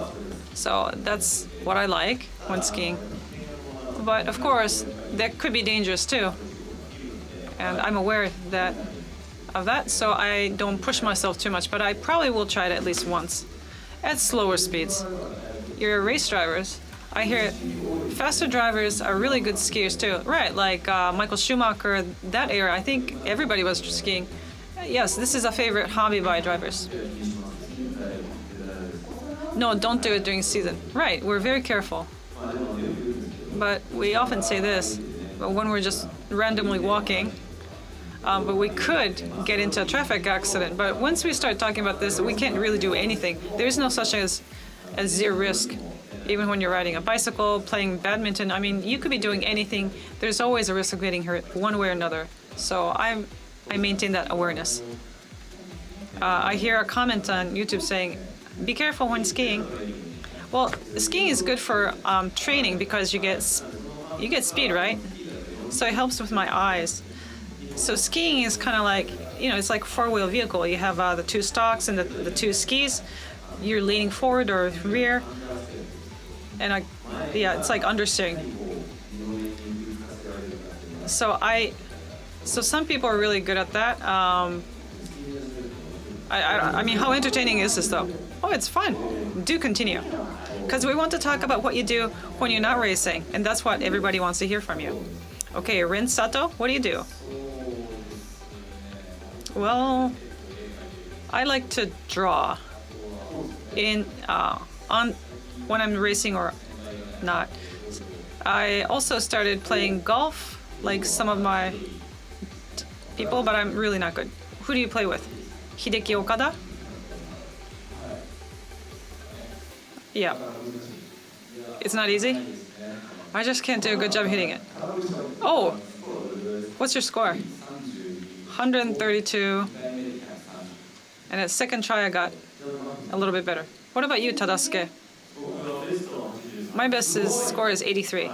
That's good. And I'm going golfing tomorrow. Are you? So I just want to get out of here. I need to go practice. Oh, so sorry to keep you here. You haven't played with Ren? No. But I hear that you're practicing with Hideki. So I was aware of that. We probably won't be golfing anytime soon. Because Mr. Okada is pretty careful about who to bring to, so Rin's not ready. I guess I need to spend more time practicing. Good luck. Share how that's going on your SNS sites. So today, I wish we could have sheets of paper so we can draw, because I hear that you're really good at drawing, and you have shared this before. Like one-stroke drawing, the event we had yesterday. The event organizers, do we have sheets of paper? Doesn't look like it. Do we? Oh, here we go. Can you draw? Like the Suzuka circuit? Or does it have to be a track? That sounds familiar. let me do it. Okay, so while you draw, what do you want me to draw? Do you want to draw a driver? How about him? How about drawing Emily? Will you draw me? You're always drawing women. Watch what you're saying. Do you have another one? I feel bad if it's just Ren, because he's really good. I think he needs comparison who's not so much a good drawing, just so we can showcase just how good he is. So we want someone who's normal. Sasha, why don't you draw? No. I can be the MC. Sounds good. All right, so here it is. I don't think it'll be easy navigating this event. Okay, so Naoki, what do you do? Well, sorry I couldn't submit photographs. But we got emails 2 weeks ago. So, this year's best topic this year is this. Can we ask you to zoom in? Okay, tell me what this is. First, that's me looking puzzled. And then on my right is Nojiri. What do you think we're doing? Where is this? This is in Kuala Lumpur, in Malaysia. Is it? It's at a shopping mall. This is a parking lot, and we're trying to figure out what to do. Someone did something out of us. Okay, I would like to ask the audience, who do you think caused issue? Is that Tadasuke? No. Who is it? This doesn't look good. Is it Kakunoshin? Well, for the interest of time. So we have a bunch of Japanese people in a different country, and we got locked out. Seriously. So we got locked out, and the mall is closing. And you're in the parking lot already? So you probably can't even leave that shopping mall. Right. And of course, it was Kakunoshin Ota who caused this. And Naoki and I were talking about, like, Kakunoshin went to the States, how good for him. No. He's been demoted. That's demotion. Because of this incident? I mean, come on, being locked out. He's not going to talk about how he caused this. He said, I'm going to do well in the US. No. It's not a promotion, it's a demotion. Don't talk about things behind other people's back. Come on. No, I'm sure he's checking this out. By the way,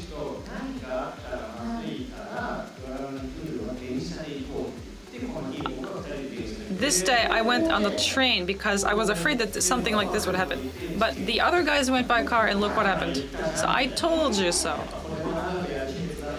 Yeah, so there you go. It's about risk management. Right, because of that, we were at the risk of not being able to run the following day or even leaving the place. I didn't aware of this, and then I got to the circuit and they looked so exhausted. I asked and they said, actually, this is what happened. Anyway, that's how the year started. So now, since the question is about what we do in our off time, I actually have something.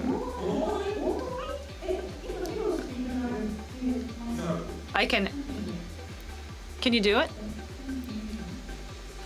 Do you have a video? Okay, one moment. This is my first time. And Tadasuke is saying, don't do it, don't do it.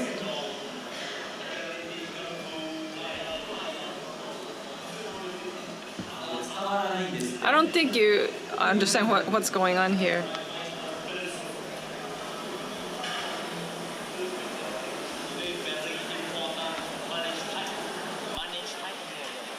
Alonso. Are you pretending to be Fernando Alonso? I don't know if any of you can figure out. You're speaking in English. I am. In Malaysia. So MotoGP, the Spanish people, Spanish riders, Italian riders, the way they speak English, I think you know what I'm talking about, right? They talk a specific way, and I'm pretty good at copying what they do. So Kakunoshin got into contact with the locksmith in Malaysia, and he was communicating in English. This is the problem we're having. We need you to be here to help us out. So on the other side, Tadasuke.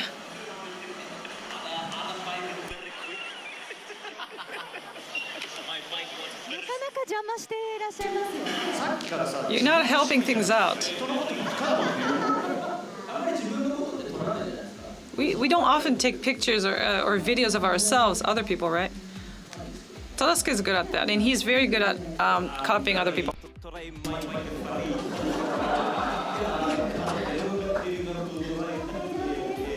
Okay. Look at that interview. I think it sounds just like this. We do have some riders yesterday, but we don't have any today. Yeah, today is on cars. So I think there are some riders behind, and they're from Spain. I feel like it really sounds like me.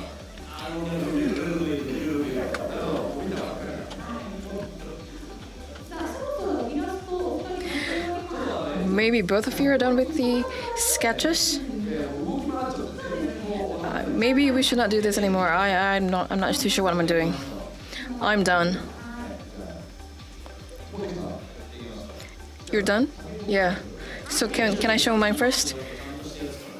Maybe you should show Ren's first. I don't really expect anything out of you.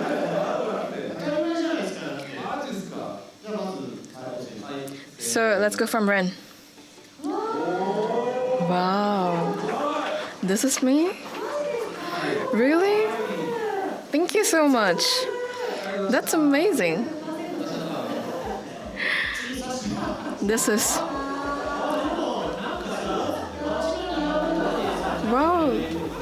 This looks like some sketches that you see on the streets.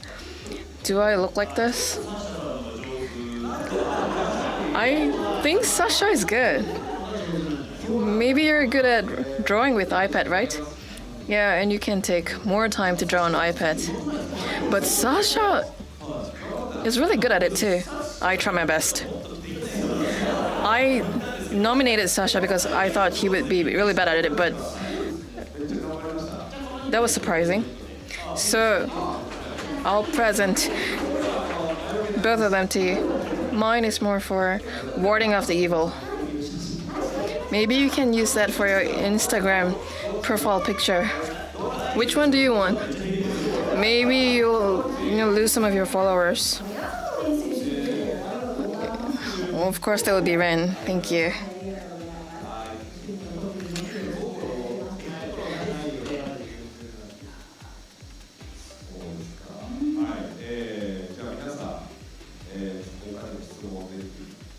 Let's look at other questions.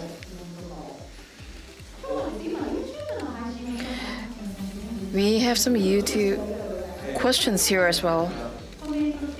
We have some comments. Maybe not just the comments, but maybe we can use this opportunity to ask the racers here if you have any questions. Here we have one from Saitama. No, don't do it. Can you close up more? Super GT. Final round. That was the screenshot.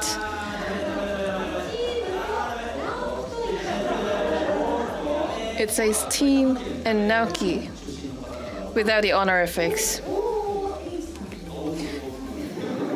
That's Otsu.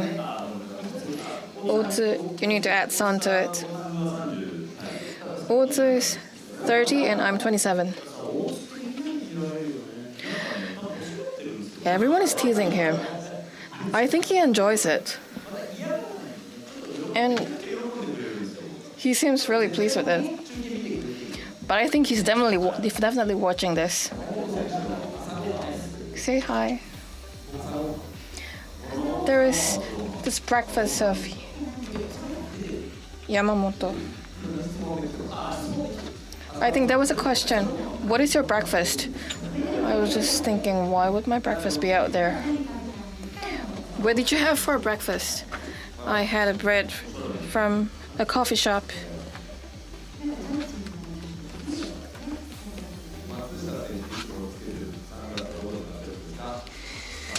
Where do you buy your sunglasses, Nobuharu?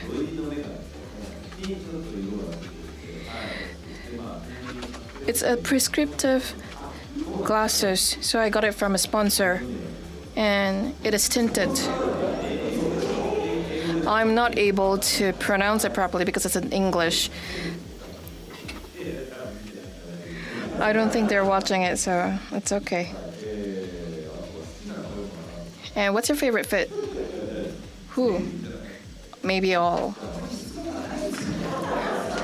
Don't they have any questions that are better? Maybe we can ask it from the floor. Yeah, any questions? I would love to get it.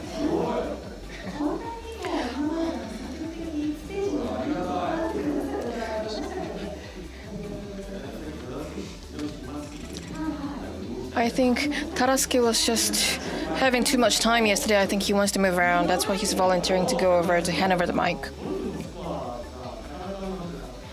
I wasn't able to improve my golf score. How can you improve it? Let's talk about racing, not golf. I don't want to talk about golf here. By the way, what was your best score? About 158? Now about 140. So just go to the training ground. Train more. Let's train more. Any racing related questions? Maybe take up more lessons. Why are we talking about golf here? You said racing is your third hobby, so... And the first one would be photography? Yeah, I would love to do it. But let's go with the questions first. Any questions? Any questions good? From the front.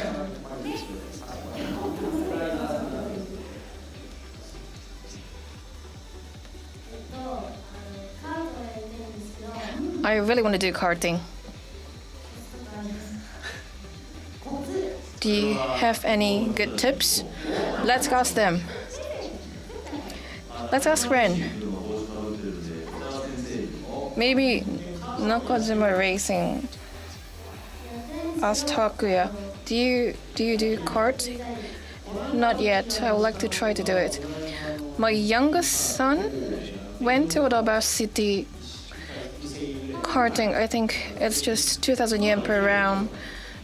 It's the electric version. I think you can go with your dad. Maybe you can just leave now and go over. You should call first. Because when I went over, there was an event up till 3 p.m. and I have to go somewhere to come back later.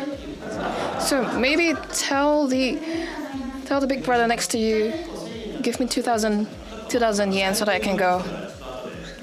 Yeah, let me give it to you later. So you want to do kart? That's great. Thank you. I don't think we have that much time. We do have time. I think we do have a whole schedule. Sorry, Izawa. Is Yuki coming? I want to see him. I think Yuki went karting in Odaiba. There's a karting event. So if we talk more, then you'll have less time for Yuki, and you can just do introduction, that's it. No, I think we do have time for Yuki later, but thank you so much for sharing your stories here first. So is this okay? I think we seem to have more stories compared to yesterday. What kind of perspective is that? I was here yesterday too. Who was here? Otsu was here. You need to add a son to that. I think he's not going to be happy about it.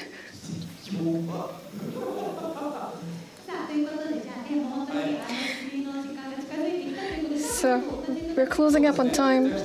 So let's have each and every one of you give a comment. Let's go from Nobuharu. In GT 500, we weren't able to get our preferred performance, so next year we would like to challenge for the champion. I think we'll need to keep up with the consistency and then also the speed so that we can work towards a better results.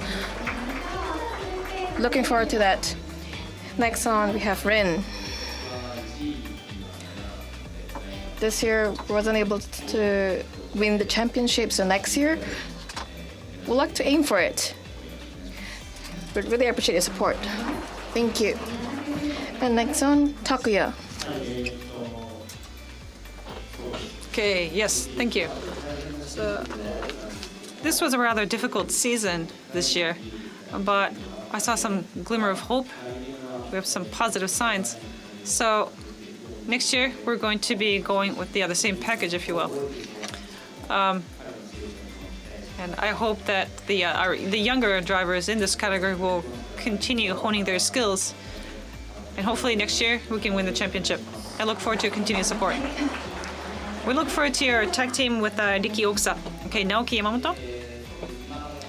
Yes, well, Honda has already announced the team's structures for next year, so we know that this what we're going to be doing next year. We're going to be starting our 6th season, which comes as a surprise. 6 seasons already. We haven't won the championship since 2020. We're going to be going for the top win. Thank you. Tadasuke Makino? Yes, well, 6th season, that's pretty long.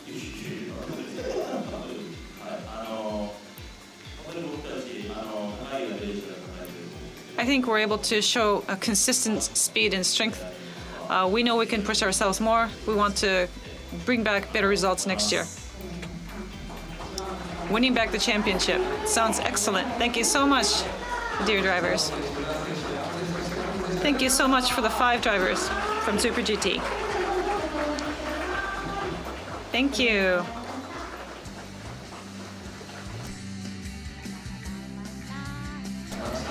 Thank you, everyone. Oh, that was so much fun. Why did I end up drawing? Well, they wanted to test you. They thought that you weren't really good enough an artist. Well, actually, you were better than we all thought. But it was good to see them relax and having fun. That was a great fun for us, too. It sure was. So after this, at 1:50 p.m., Emily, you're going to come back to this stage to lead the next discussions. And we'll be welcoming drivers who have studied, trained in Europe. Right, mainly Yuki Tsunoda. So what is the experience all these drivers have had in Europe? Please look forward to that. Okay, we'll see you back on stage later. Thank you. Enjoy the event. Thank you.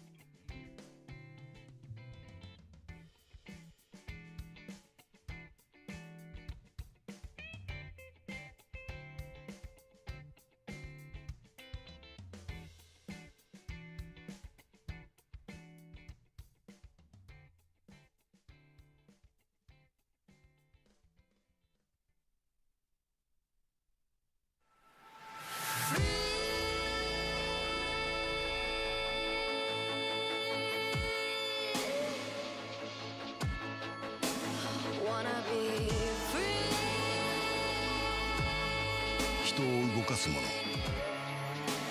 その力を夢と呼びたい。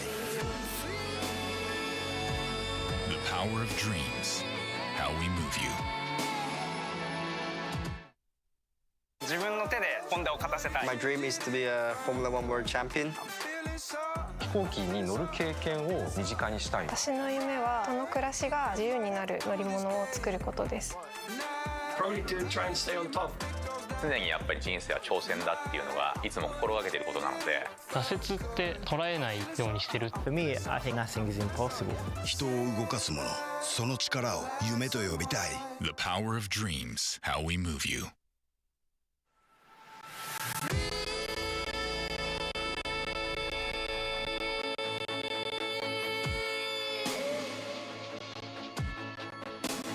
Wanna be free.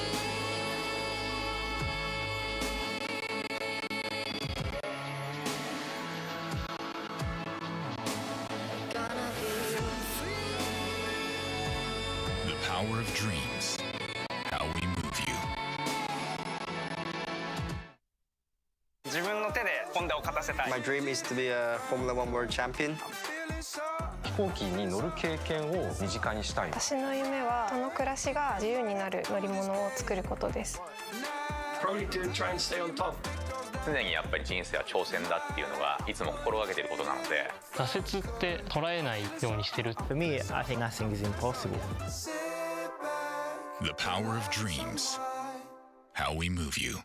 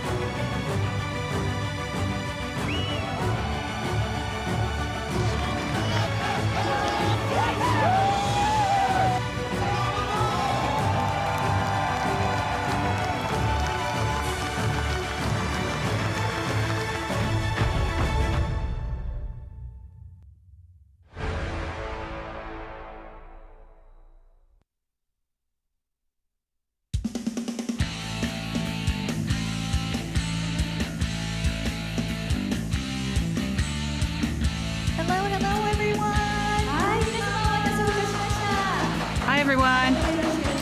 Once again, welcome to Honda Racing 2024 season finale. So I am Miyuki Hiraima, and I'll be her assistant, Emily. Thank you for having us. So, Emily, in this session, we're going to be talking about the training that these young drivers have gone through in Europe. As you know, there's F2, F3, F4. And for these drivers who are active in these categories, we hear the outcome of the achievements, but aren't we curious about how they're experiencing? What is their daily experience? We don't really hear these details, right? Right. They're kind of hidden in veils, right? We want to know what is going on. Yes, so let's hear from these wonderful drivers. And I'm sure there'll be a lot that you can relate to. Yes, so I'm part British. So I grew up in the UK. So I'm looking forward to hearing the Europe. We say Europe, but there's so many countries and each one is different from one another. Yes, it is. So we want to hear more of those details too, don't we? Yes, this is indeed very exciting. So, without further ado, let's invite our drivers. Can you please turn to the rear of the venue? They're going to be coming in to the hall. A big round of applause, please.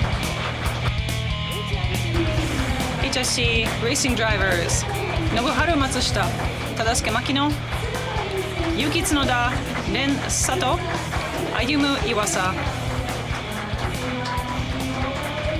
Wow, look at all the wonderful drivers we have here.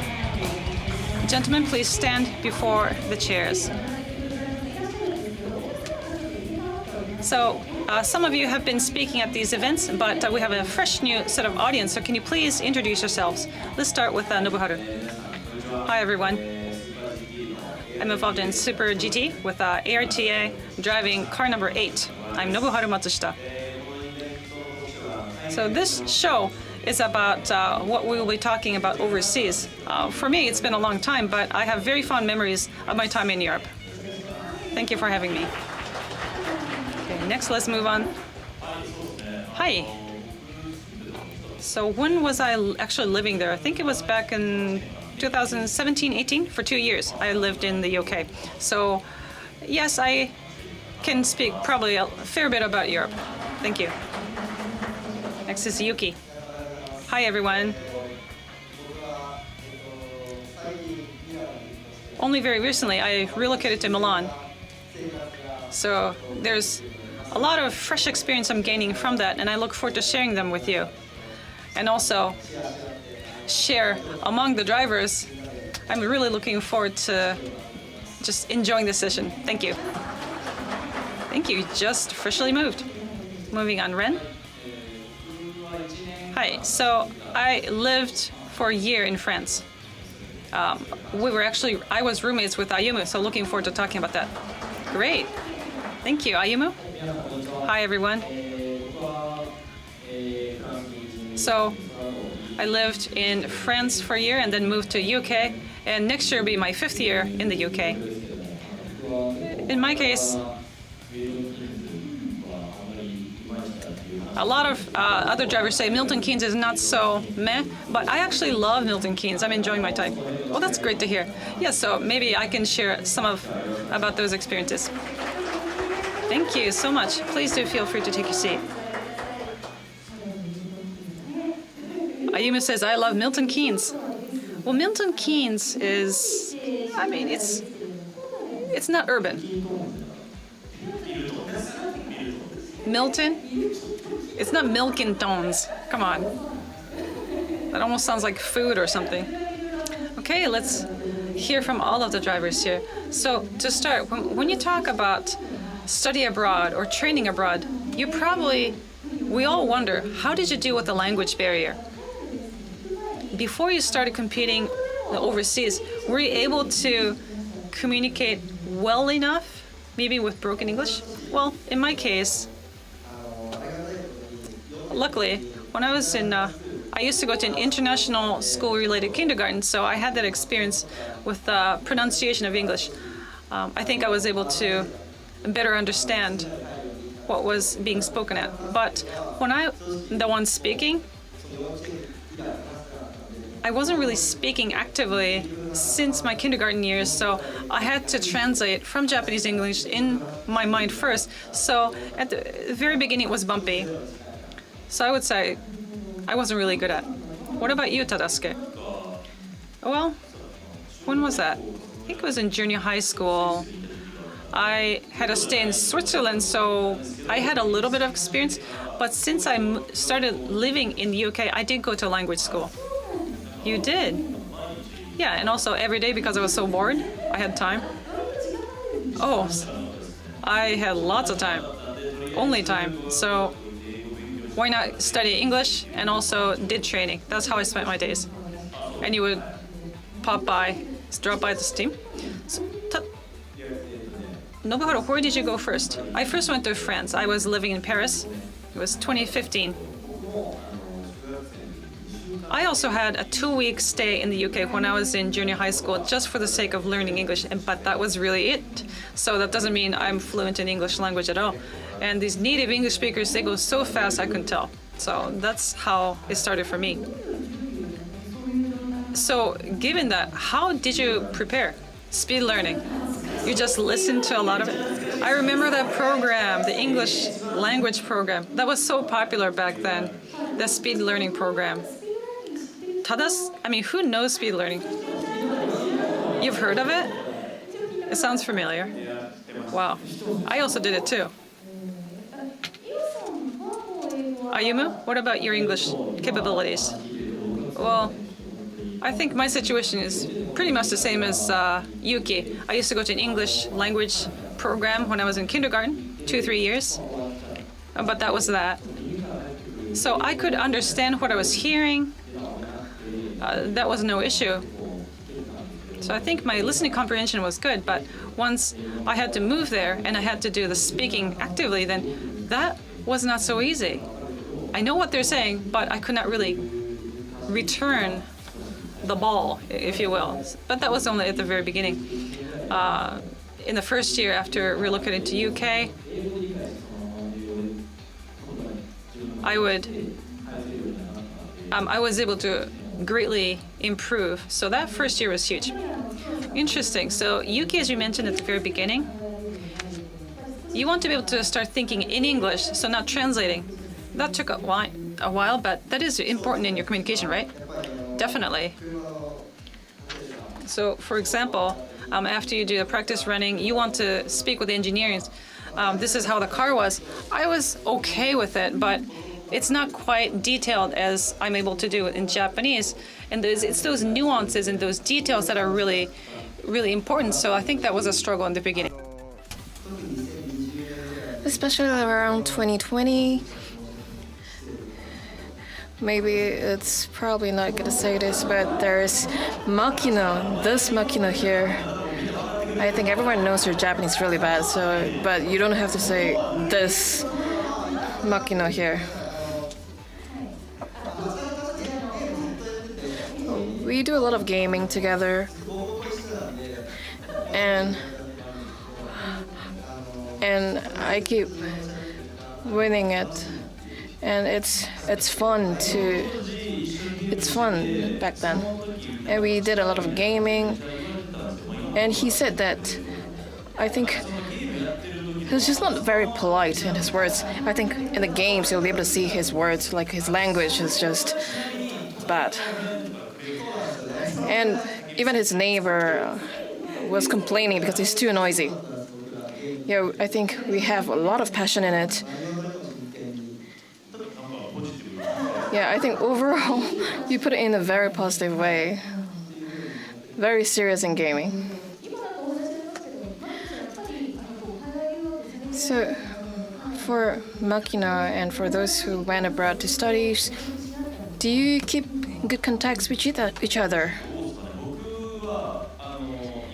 Back then, with Izumi and Toyota, we went over together. he was in France and then he moved over to UK and then we lived quite close to each other.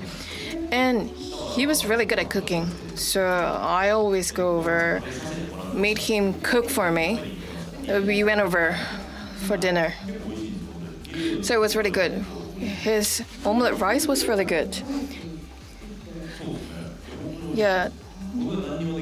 Nira's cooking was amazing. I couldn't cook a thing. So when you couldn't get him to cook for you, what do you do? So I usually do a lot of instant.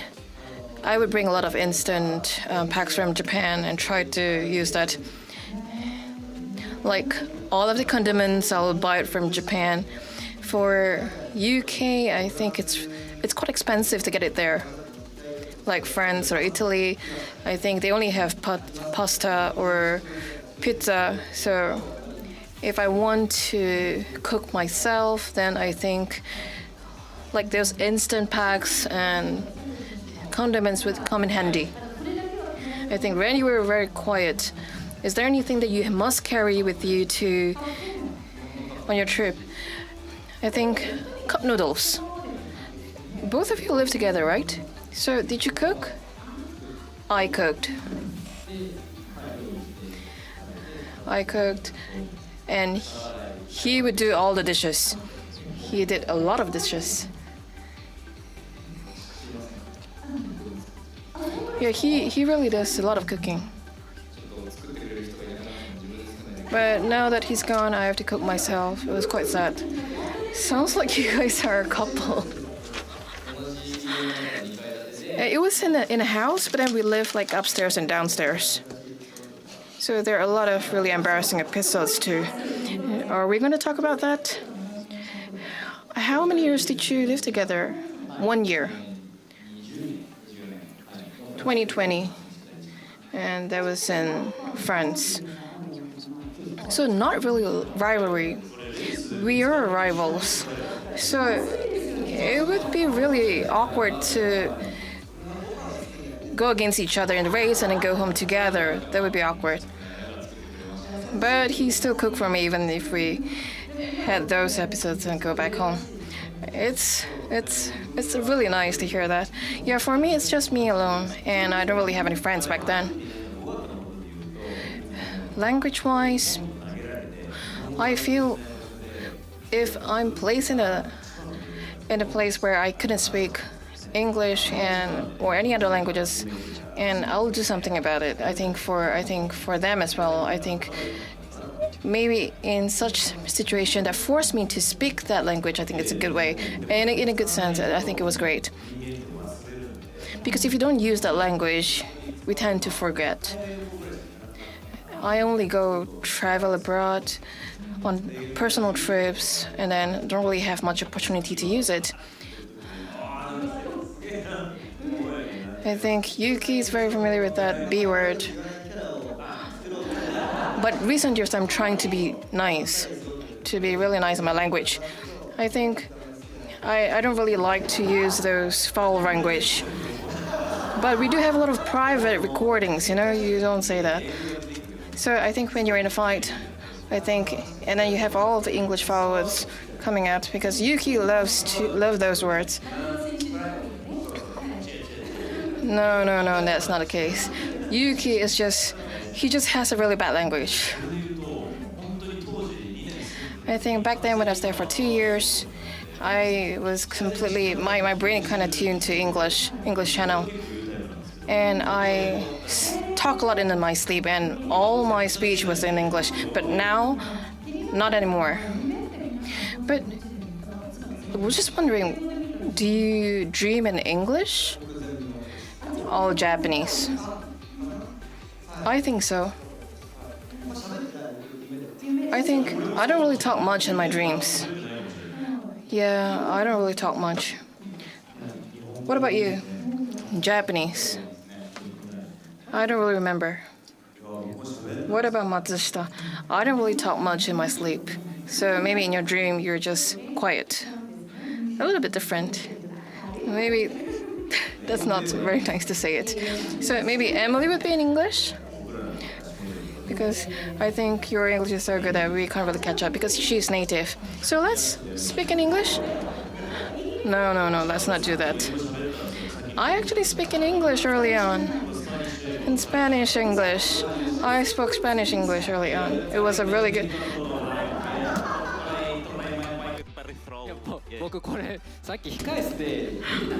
I was actually watching it from the waiting room. I was just laughing out loud. Please look at the MotoGP rider after the session. It definitely looks like what I just said. I think Honda riders, they're all very nice. I think for Japanese, they're kind of nervous about making mistakes. But overseas, they don't really mind much about the grammar. Like what Tadasuke said. Spanish writers, they don't really output in completely correct English grammars. So there's this Kansai side of it. If you said something that sounds alike, I think they would be able to get it. It gets across. I think just as what you were saying, living here and living abroad, the way of communication is completely different. So Yuki, you mentioned that you talk about having proactive communications, like the keywords and all. What do you think? Yuki, who's speaking Japanese, and when you're living abroad, the you, does it really change internally? Not really. Like what I'm talking now, I think I just kept the same me. I think in the past maybe there are some differences. Some I'm not able to express what I wanted to say, especially in English. And I don't really have that much confidence compared to what I'm now. And in Japanese, I would be able to talk very fluently, but now I'm able to speak as fluently as I am in Japanese. So, what about being assertive? Like, I think in English, I feel like I can voice out my opinion in a stronger way. I think he just go crazy. In English? Right. Over the radio. Yeah, he just went crazy. So that way you're able to convey more, communicate more. I don't really push the button. I think everyone is asking too much questions.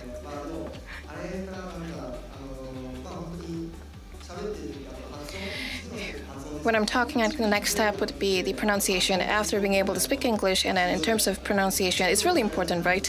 And sometimes it's underestimated, like how you pronounce the R and the last I.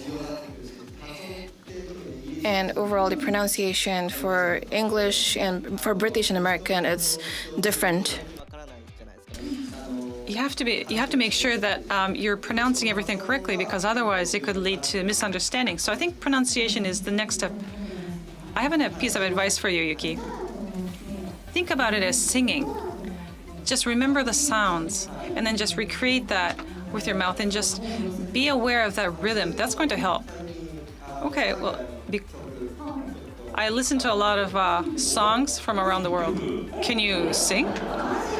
Will you? A cappella? Will you sing? I'm sorry, I don't think we have the karaoke equipment here. Some other time. You're not going to sing today? Not ready for that? No, I'm not ready. My throat's not ready. I just got off a plane. It is dry, isn't it? Oh, I want to make sure that I want you to hear me with my best. And Tadasuke is going to be my buddy. Okay, let's. We would like to ask Honda to set up a stage for that. Okay, we're looking forward to that.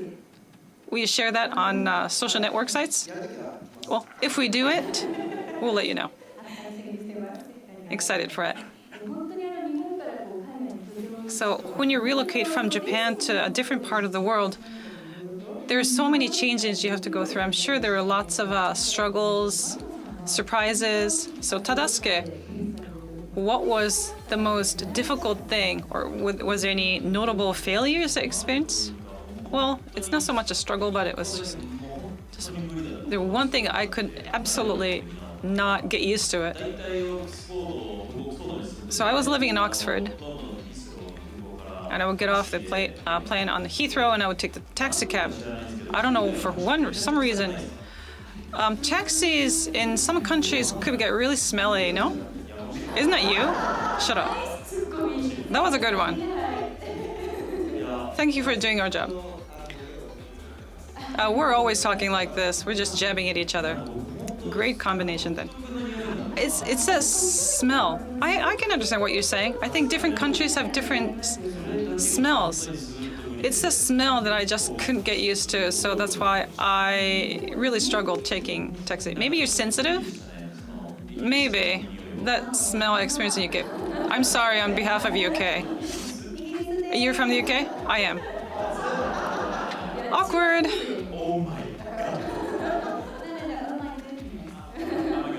Don't say oh my god, it's oh my goodness. Sorry about that.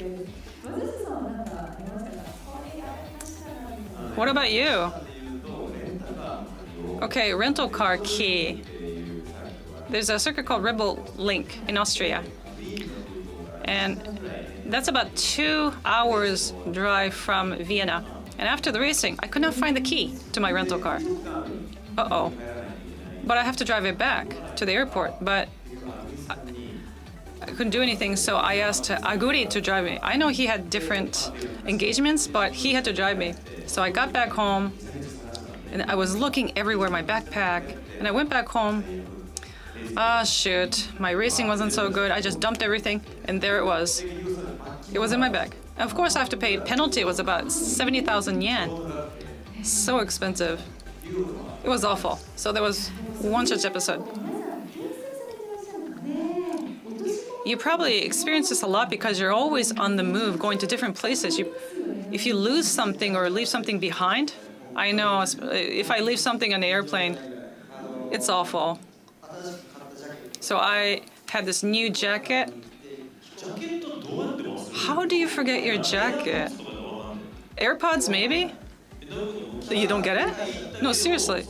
But you took it and you forget that it's there? But because you take it off once you're on the plane. And you put it on above you. And I left it. You mean you can't reach? You can reach? I can. All right, guys. Be careful. Watch what you're saying. Oh, it's just a careless mistake, right? So, I have to jump. My hand cannot reach the very end. Oh, that's where your jacket was. Yeah, I do want that overhead bin to be lower. So back in 2020 when Yuki was with a F2, I remember seeing him rolling a huge suitcase. This suitcase was bigger than Yuki, I swear. No, come on. Come on. No. That is really not. Maybe that was a bit of an exaggeration. But anyway, the point is, that's how small he is. I'm sure when you're traveling, you become really good at packing. We do. We always were carrying lots and lots of stuff, but now I'm a lot more efficient. But this time I brought back 2-3 big suitcases. Anyway, there you go. Can I? So Formula One, you go around the world, right? For how many days do you pack for? Laundry is going to be done at a hotel. How does it all go?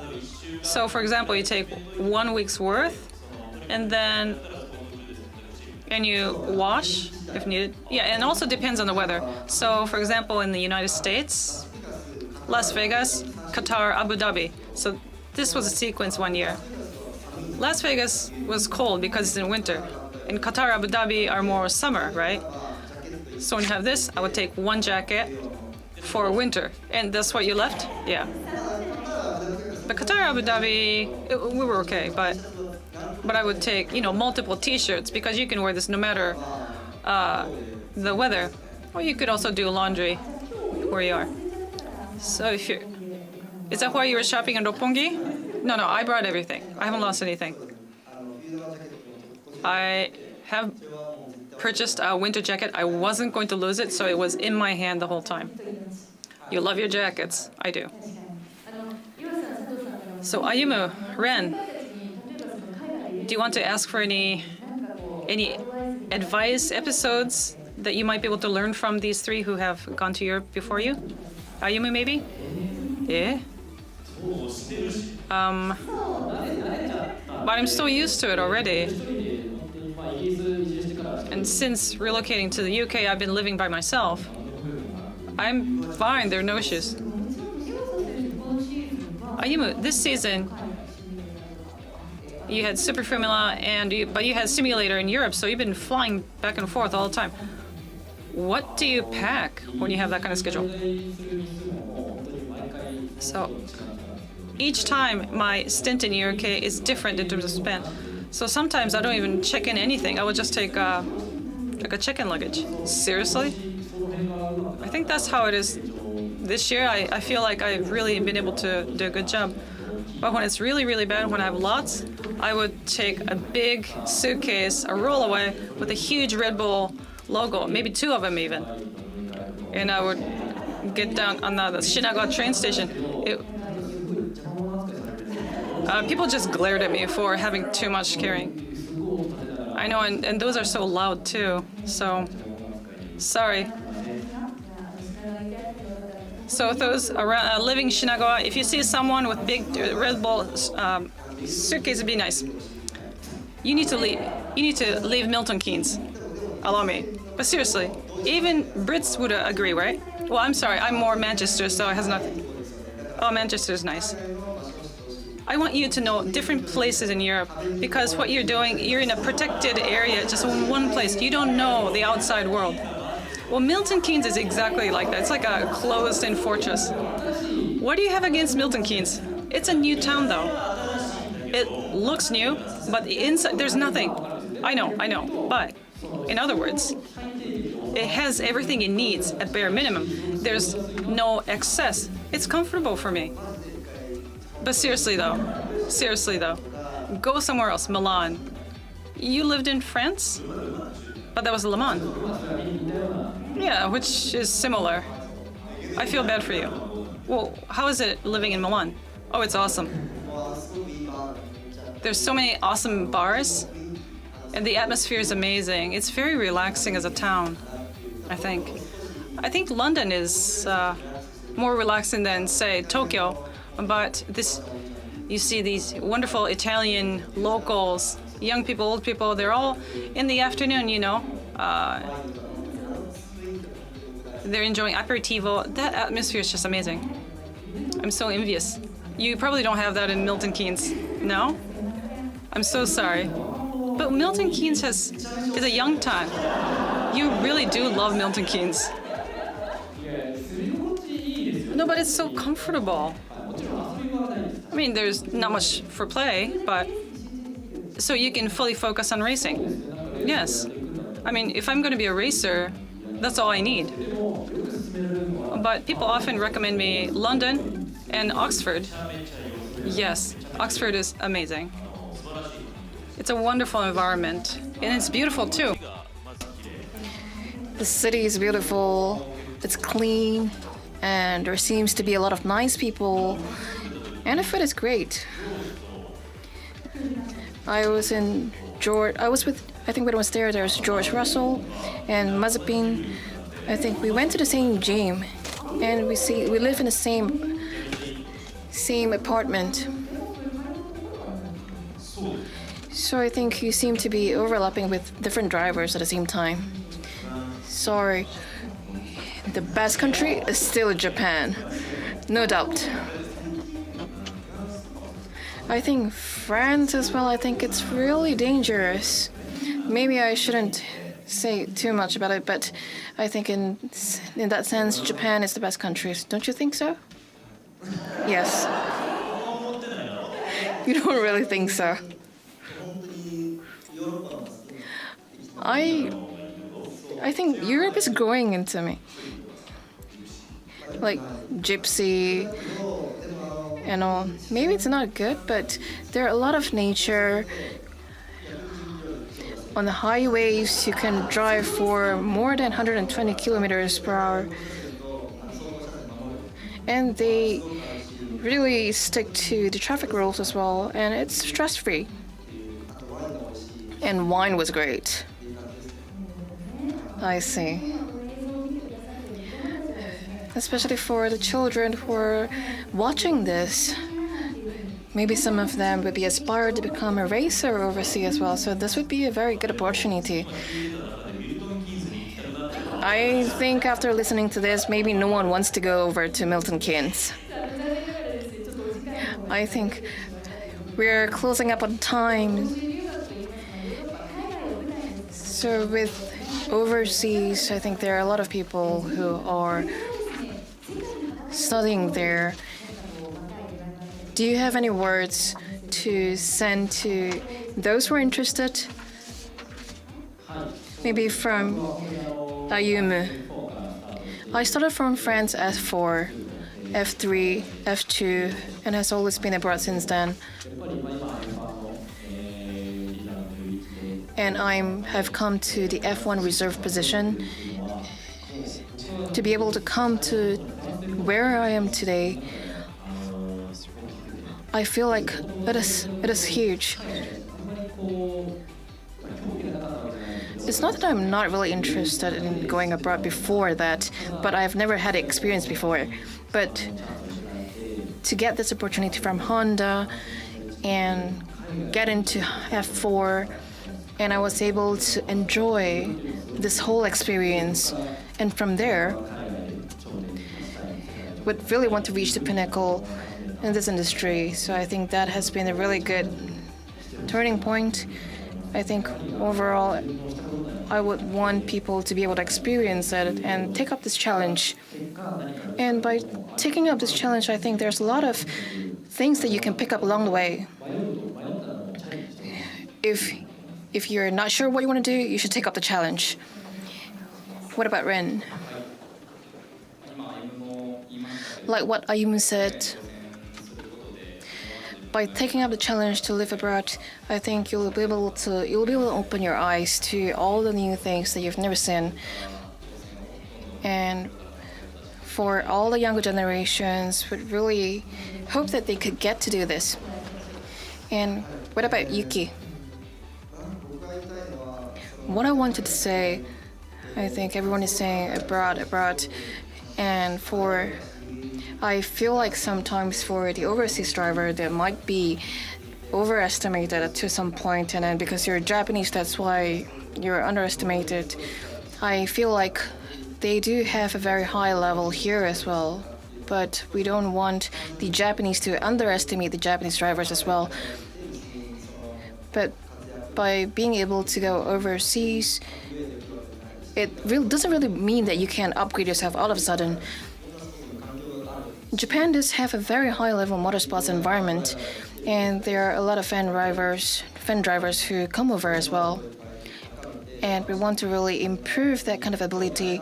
If you feel you're interested in this, do take up the challenge.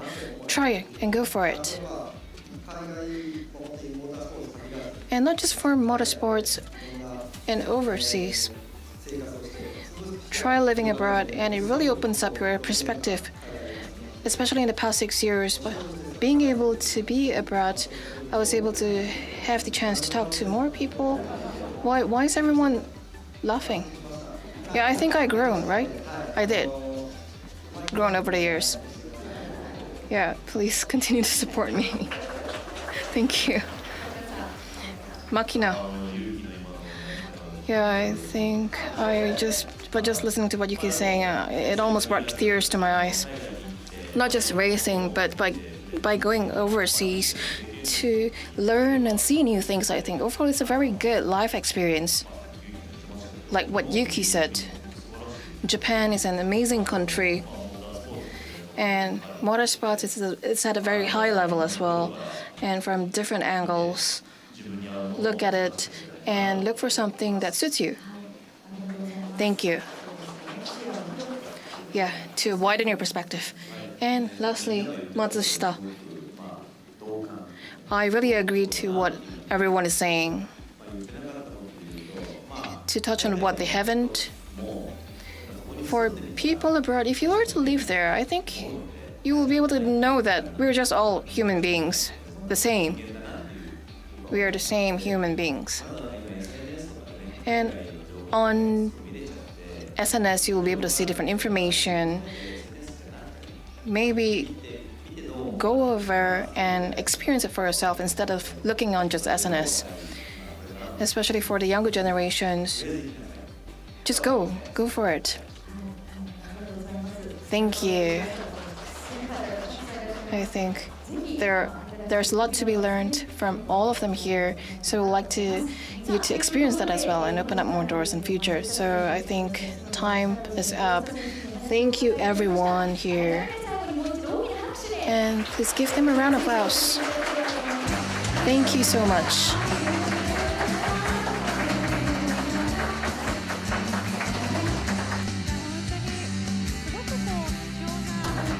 It has been a very valuable and entertaining session.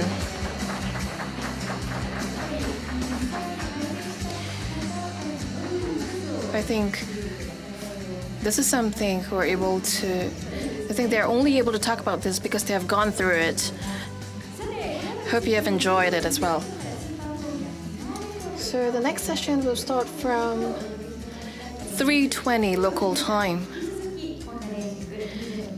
So please continue to enjoy Honda Racing 2024 season finale. Thank you.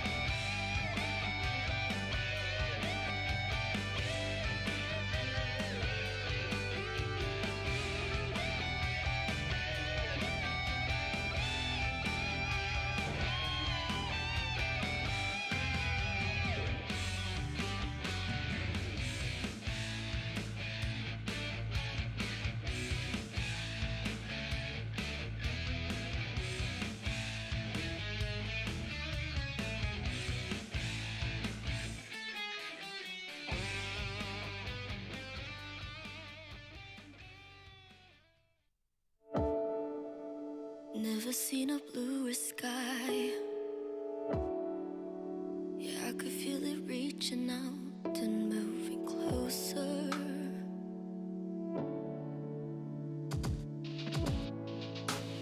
Ask myself what it's all for. And images that might be real. 人を動かすもの、その力を Keep flashing off and on. 夢と呼びたい。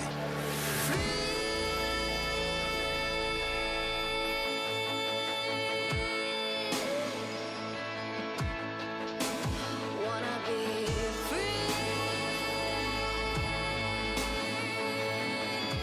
The power of dreams. How we move you. Gonna be free. 自分の手でホンダを勝たせたい。 My dream is to be a Formula One World Champion. 飛行機に乗る経験を身近にしたい。私の夢はその暮らしが自由になる乗り物を作ることです。Probably to try and stay on top. 常にやっぱり人生は挑戦だっていうのがいつも心がけていることなので、挫折って捉えないようにしてる。 For me, I think nothing is impossible. 人を動かすもの、その力を夢と呼びたい。 The power of dreams. How we move you. Never seen a bluer sky. Yeah, I could feel it reaching out and moving closer.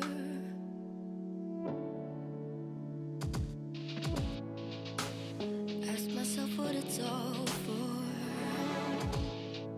And images that might be real, maybe illusion. Keep flashing off and on.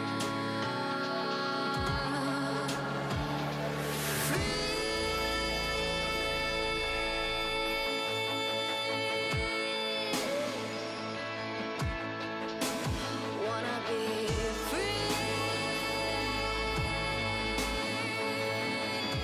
The power of dreams.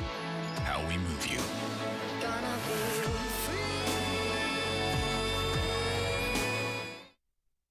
自分の手でホンダを勝たせたい。 My dream is to be a Formula One World Champion. 飛行機に乗る経験を身近にしたい。私の夢はその暮らしが自由になる乗り物を作ることです。Probably to try and stay on top. 常にやっぱり人生は挑戦だっていうのがいつも心がけていることなので、挫折って捉えないようにしてる。 For me, I think nothing is impossible. The power of dreams. How we move you.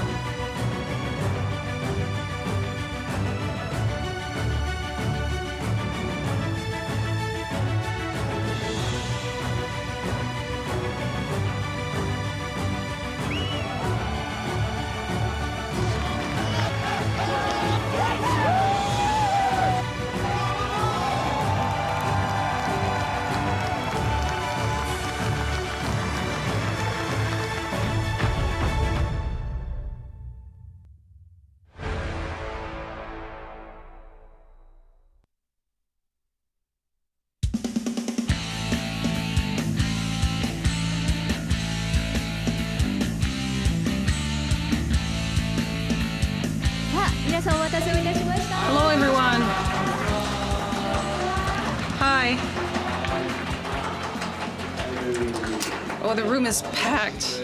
Welcome to Honda Racing 2024 season finale. Thank you once again for joining us today. So from here, we have another stage show. It'll be emceed by me, Sasha. I've been providing live commentary to Super Formula all year round. And I'm Miyuki Hirayama, thank you. Right, so Super Formula finale talk. Thank you, Naoki. This is a title, so shall we welcome our guest?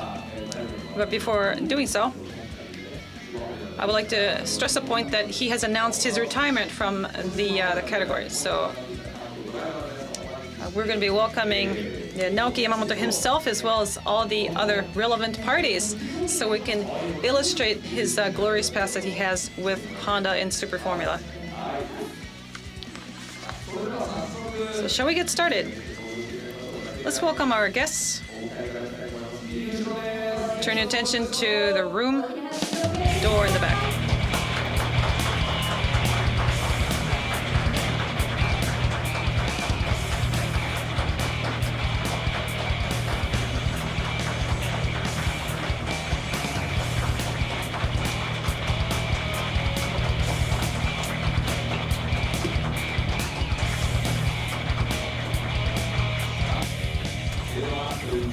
So let's introduce them one by one. And please introduce yourselves too. So sorry, I just read your line, Miyuki. Not at all. Thank you so much. I just had a quick chat with Izawa-san. We have Tadasuke Makino. As you know, Tadasuke has won his first win at Auto Police, second run. He also won at Motegi, contributing greatly to the team's success. Oh, look at the tears. Happy tears. Wasn't there a better photo?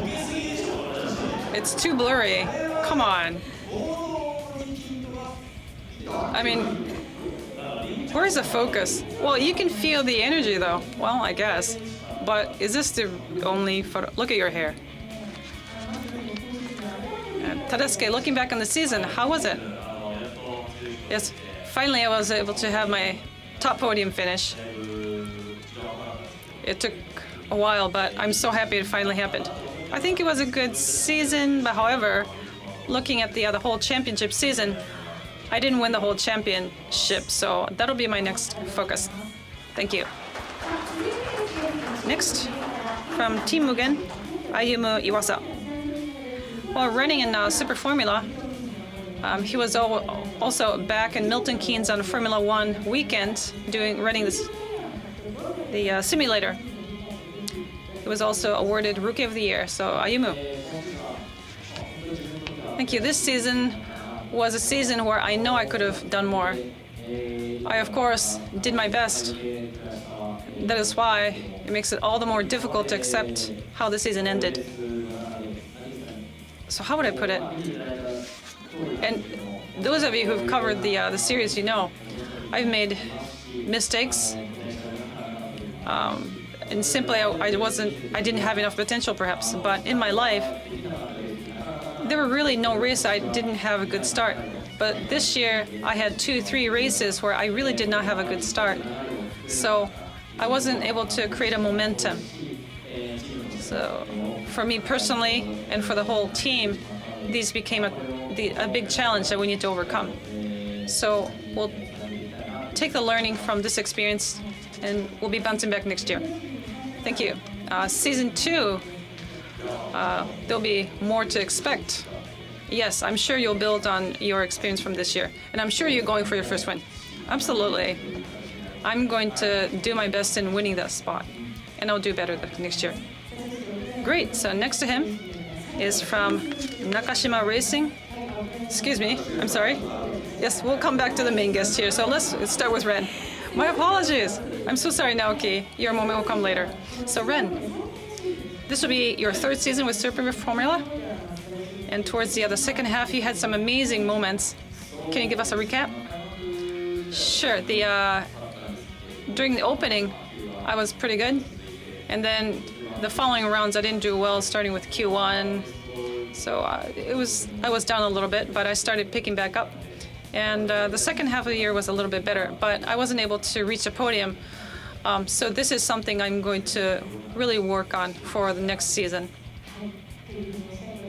Okay, thank you. Then Takuya Izawa, who is now the manager leading everybody. I'm supposed to give a recap. I didn't do anything. I'm sure that's not the case. Well, that was short. We'll do our best. Well, let the guys talk. What can I add to that? No, seriously. This will be the final season with Naoki. Oh, there was so much that we had to deal with. So it was a difficult year. I would like to hear more about that. Last but not the least, right in the center of the stage. And he has won 3 championships in his 15-year career in Super Formula. From Ponos Nakajima Racing, it is Naoki Yamamoto. Naoki, congratulations on your wonderful 15 years. Yes, I would like to extend my deepest thanks to everybody who has supported me throughout the years. So this is coming to an end. Yes, I do feel a little bit sad, but because of that, before I was able to make that announcement before the final round.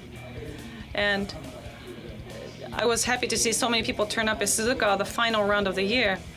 But in other places too, I saw so much support. I felt a great deal of your support from me. I'm just so thankful. Thank you so much.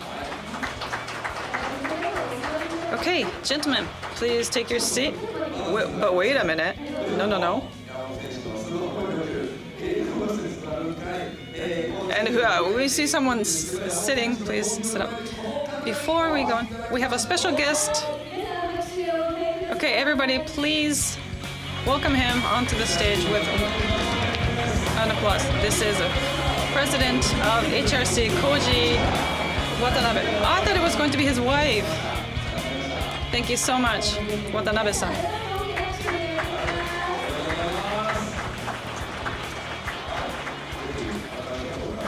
President Watanabe, could you please share a comment? Naoki, thank you for your hard work for 15 long years. So Naoki has been working with us as an Honda ace driver for Honda, and he has won 3 championships. What a wonderful achievement. And of course, you will continue being involved in Super GT and other work, so we'll continue working together, and I'm very much excited for that. So looking forward to continuing our work. Thank you.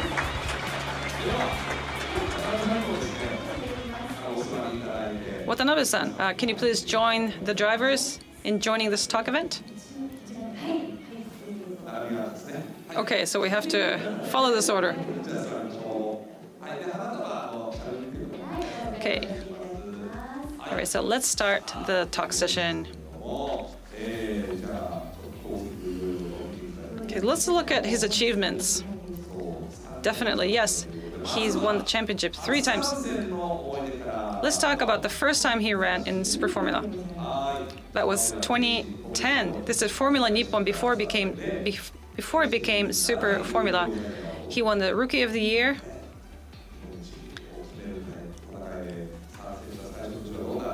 So how was your first year? Back in 2010, at that time it was called Formula Nippon. I thought, maybe I'm not going to be as successful as I want to be. Really? In my first race, well, during testing, I don't know if I should start talking about testing, but I crashed in my first testing. This was at the final corner at Sugo, and I completely totaled the car. So I thought, okay, this is what Super Formula is about. And then I finished the opening round, but I was out of breath, and I thought, I don't know if I need to do something more if I want to continue competing in this.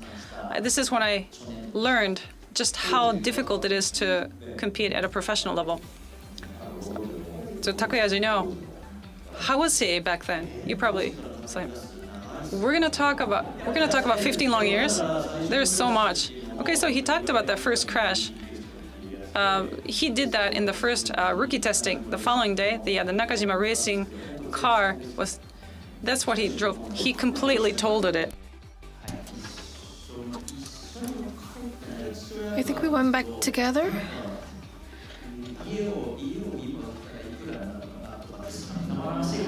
Yeah, I think I still have it with me. I was just wondering if I were to sell it, how much would it be? Maybe it was, I think it was like a roller. And the next year, it's supposed to be switched to Swift. So it's something that we don't need it for the next year. So maybe, I was just wondering, we can't just use it as it is. So I was just wondering if we were to sell it, how much it would be. And from Nakajima, they mentioned, and I didn't really expect it, that I could get TW. And because he looked very sudden back then. I think after the race, it was Monday, he stayed back, and then I crashed, was sent to the hospital, and he has been there the whole time at the pit. I think I went back to Katsutomo-san and was sent to CA4. That was too much specifics. So after 2011, the debut year, and you got the first pole in Suzuka. Yeah, it was the first in Suzuka. And I think that started your glorious history as a very strong driver. I think Nakajima Racing, I won the championship and was able to debut. And after 1 year, I moved.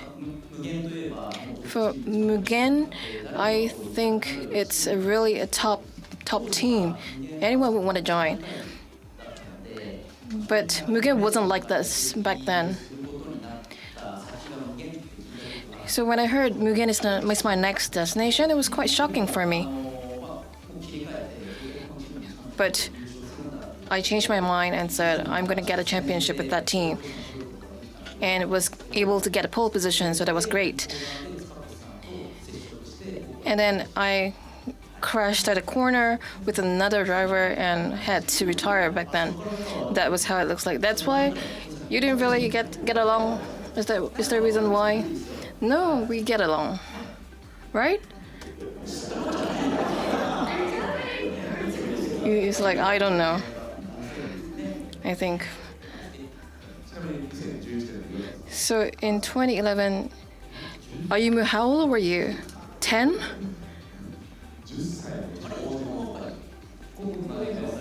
I think me and Ren, we're the same age. We're born 2001. Wow, another surprise. So, do you have an opportunity to watch a Super Formula race? Sorry, I did not. GT, I was able to watch it from time to time, but for me it was more on kart racing, so I didn't really have an opportunity to watch the rest. Yamamoto Naoki, I think we did have some connections back then. In the championship of the kart event back then, I think he came in as a special advisor. ARTA, maybe some time back, I was around 9 or 10, there was an ARTA challenge. I think there wasn't such title as a special advisor or anything of that sort. But I was able to see him back at that event. Wow. What about Makino? Back then, Lola was more like a different event. I think we have it in the, it's like on a coffee can. And then I remember having a sticker or some sort on it, and I did collect it back then. I don't really remember Naoki back then, though. Naoki, I think ART, it was back in the ART again, in the short course of Twinning Motegi.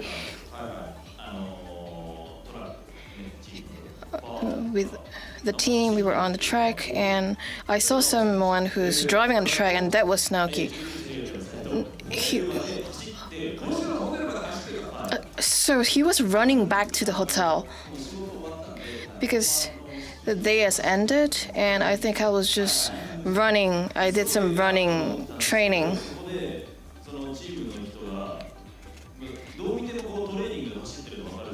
I think when you look at it, you'll be able to see that that person is actually training. But then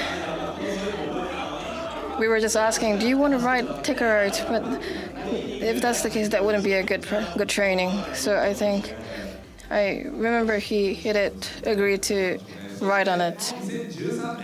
So in 2013, name changed to Super Formula, and the champion was Naoki Yamamoto. I think that was about 11 years ago. Wow. But from this point, I think I would say that my life has completely changed. I was able to secure my position. Without this championship, I think I would lead a completely different life. And Izawa, I think you were one of his rivals, right? Well, I don't, don't ask those who have not won it. What do you think of Naoki back then? How did... I think Izawa-san was in Dandelion. When Muto-san, I think I got the team title in 2013. And after the champion race, I think it was raining, and then I think there was a spin. Once or twice, I think, at 2 pole positions, one in the race 1, and then in race 2, if I got on the top 3, then I'm going to get into the pole position. However, it was just very marginally. I thought maybe in the last mission, if I don't get in, it wouldn't make it. I think same with GT.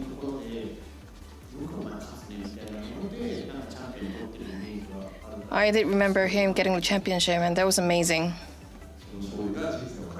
And that success changed his life. Yeah, it did.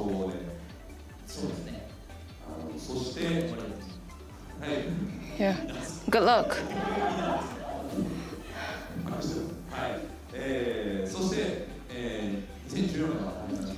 And 2015 was tough. And you ranked 9. It changed, the regulation changed to turbo. And then for turbo development, it didn't go well for Honda. And about 2-3 years, we have been losing to Toyota. After taking the 2013 championship, it goes well, that would be great. However, for development phase, there were a lot of struggles. But because of that struggling phase, that made Honda a lot more stronger. I think that really helps. So there have been a lot of communication with the development team as well. I think by looking back, although it was tough, as a driver, I did grow a lot.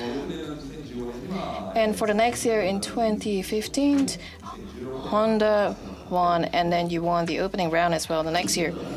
And that really changed, right? And private life, you seem to be enjoying it as well. And after the championship, do you have any... Did you feel that you became the Honda's ace driver? Not really from my team. I think I wouldn't say my team is supporting me, but then I think that really made me realize that position back then. And then with Izawa-san, he was a good teammate as well, along with the development team members. I didn't really get like a direct instructions like you should do this or that, but I feel like they're really supporting me. For example, they would give advices saying that maybe this is a better way to do it. I think I really appreciate Izawa-san for that. That's why that made you a very difficult personality. Where did it go wrong? for Izawa-san, looking back at Naoki back then, how did he grow? Growth? Did you see growth in him or confidence in him? Please say yes. He froze. I don't know. Well, but he's gotten results, right? That's the best. Well, I don't know. I don't think he's really changed. Really.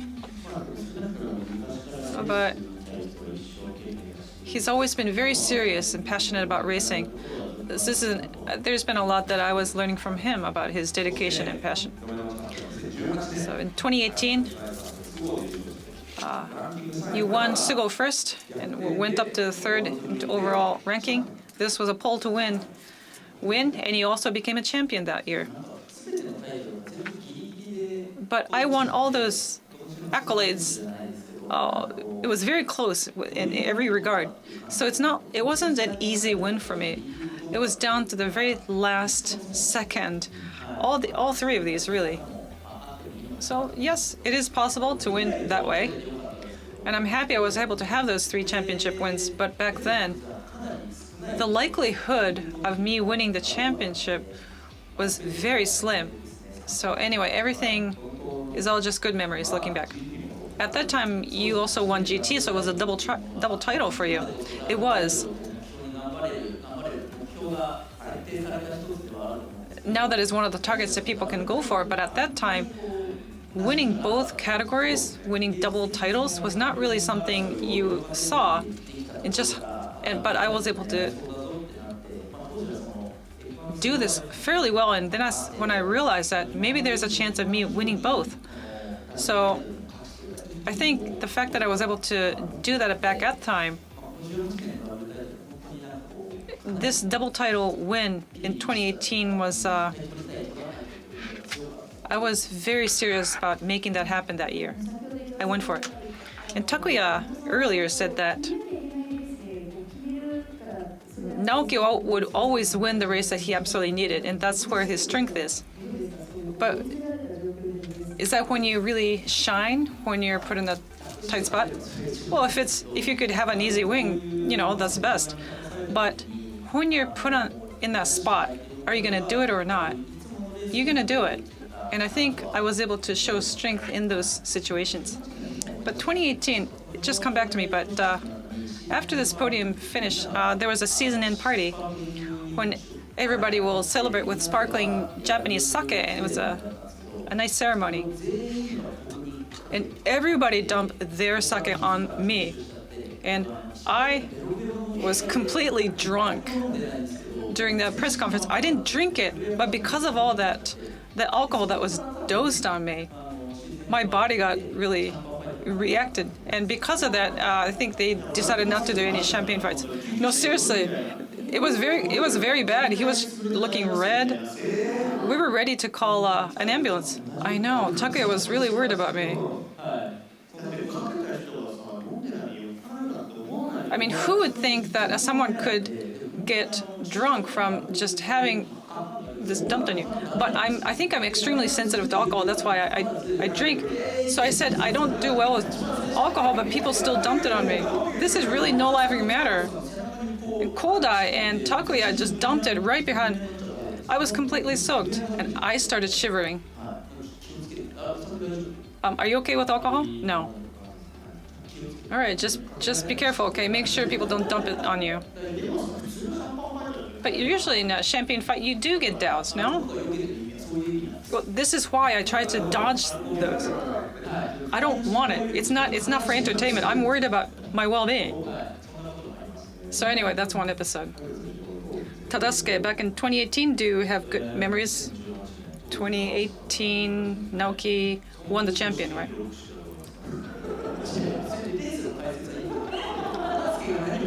No, we're not talking about what I did, about you. There's a locked chicane. No, there was a lot of that happening. But that garnered attention. and I braked at a place where it wasn't for performance. I'm not a performer who would do this for entertainment purpose, but it's just, everything was an accident. A lot happened. So 2018. Well, what? When did you do F4? That was 2015. So where were you in 2018? All right, I think I was outside Japan somewhere. So yes, I was watching how he was doing. When I was living in the UK, I was watching both Super Formula and GT. But I think I was there in person for the final round. I kind of remember being there. Maybe? So I told you that I was watching it. Shall we move on? You guys are just horrible jokesters. I mean, somebody needs to control you guys. Okay, and thanks for that achievement. You had FB on Drive in Formula One, and you also transferred teams to Dandelion. And then 2020, third win in the championship. You also won the Super GT as well. This is your second time winning both categories. And this was right in the middle of the pandemic. So spectators could not be there, and there were many postponements. So around that time, Watanabe-san, you became the head of motorsport activities for Honda, right? Yes, I think it was back in 2020. For the first time in a quarter of a century, I was back to working directly in motorsport. And that year, Naoki won 2 categories. So even for me, too, that was a very significant double championship win. So that GT car, that GT winner is that Tadasuke. Well, I guess I'm a big part of the story, no? So at this time, wait a minute, I was hospitalized. I wasn't even in the racing. That's right, and I asked Otsu's son with honorifics, I need to be careful. He had to step in for me, and I was watching this on TV. I was immediately hospitalized. There was a lot happening with GT. Yes, it was. The final round of GT, you were not really in ideal shape, but you still won the championship. Maybe you run better when you're not physically well. That's possible. So this year, the opening round, I was kind of sick, but I did well, and you won the season. You're right. Maybe my body. Huh, that's interesting. I think everybody was more worried about whether or not you were able to finish the race. We weren't so worried about the fuel, it was him. Right. So the 2 young drivers are kind of there, probably not able to join the conversation. But I think now we're progressed down the timeline. This is when we start hearing about Ren. Maybe I should sit between you two. Maybe you need a little bit of a buffer. You don't want. I don't want to get dragged into this. No, I remember 2018. You do? Do you remember what happened during those years? How can you? So allow me to, can you please explain, because a lot of people here don't know. No, you don't have to. What happened?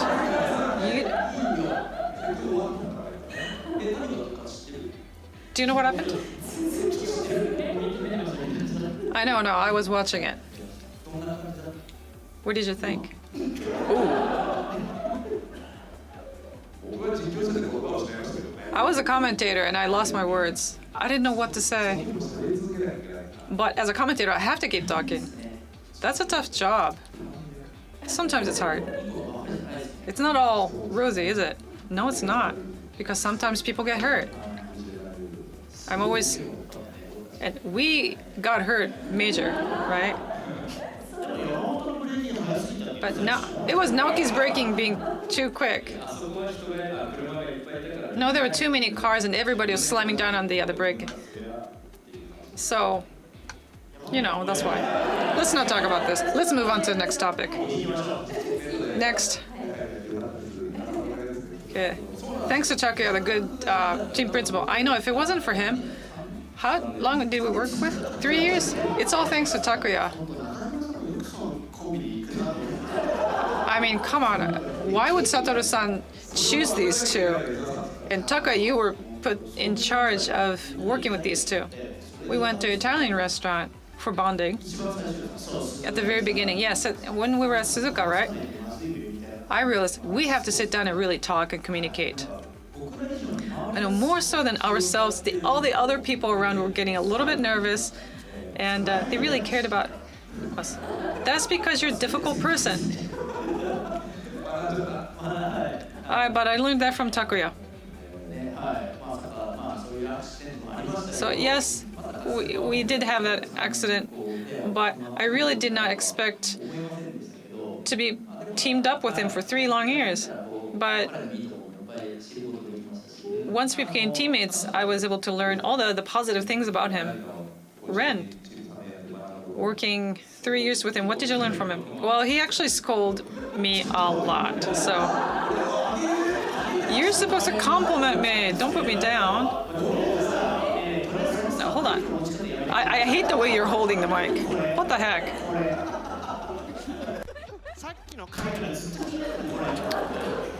I just can't help noticing it since the session before. Yeah, we were just saying, how is he holding that in that way? Yeah, you don't have to change it. You just twirl it around. Well, same for Naoki and for Izawa as well. You're not supposed to smile and laugh when you say that. Thank you so much for teaching me, and I learned a lot from you. I grew a lot as well. Thank you so much. That was a very nice wrap-up. Is that your last teammate for Super Formula? So that was the last person that you learned from? Yeah, for example, how you should tackle a race, and for the parts that I'm lacking, I did learn a lot. Yeah, you're supposed to be serious towards the end. You shouldn't just laugh it off, and it's less convincing that way. What about Makino? What have you learned from him? If I were to start on this, it might take you to the next day. Not really, to be honest. Not much. What have you learned? There's a lot. You're not so sure. You don't have to try so hard thinking about it. Yeah, I can't really. Like what Ren mentioned, so for example, how we tackle the race, and because we are using a machine for the tool, and with that, we get the engineers and the mechanics to adjust that machine. It's a team sport. So I think by just looking at it, it's really something that requires a team effort. Is that okay? I think I was trying to put it all together. Yeah, it does sound okay. Satisfactory. Maybe around 75 of 100. Yeah, I think that's okay. That's good. And you came over to Super Formula, and what do you think about it? I don't really have that much time to have deeper relationship with him. Of course on race as well, but we do have a lot of time that we spent together this year. Other than that, for example, meeting him on the daily briefing, outside the course, I feel like there's a lot that I've learned from him as well. Not just for me, but respects for your rivals, not just becoming an ace, but this is something that is required in this sports, and including that, I think I've learned a lot from him as a driver. And with Suzuka's last round in the checker,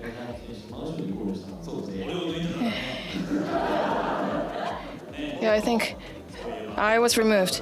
That's why he's in. Yeah, without that, it didn't work. That would be ranking. It would rank number 2. I think it changed. If it's same point, I think it was two wins. I think it was like around like half points. What did you do?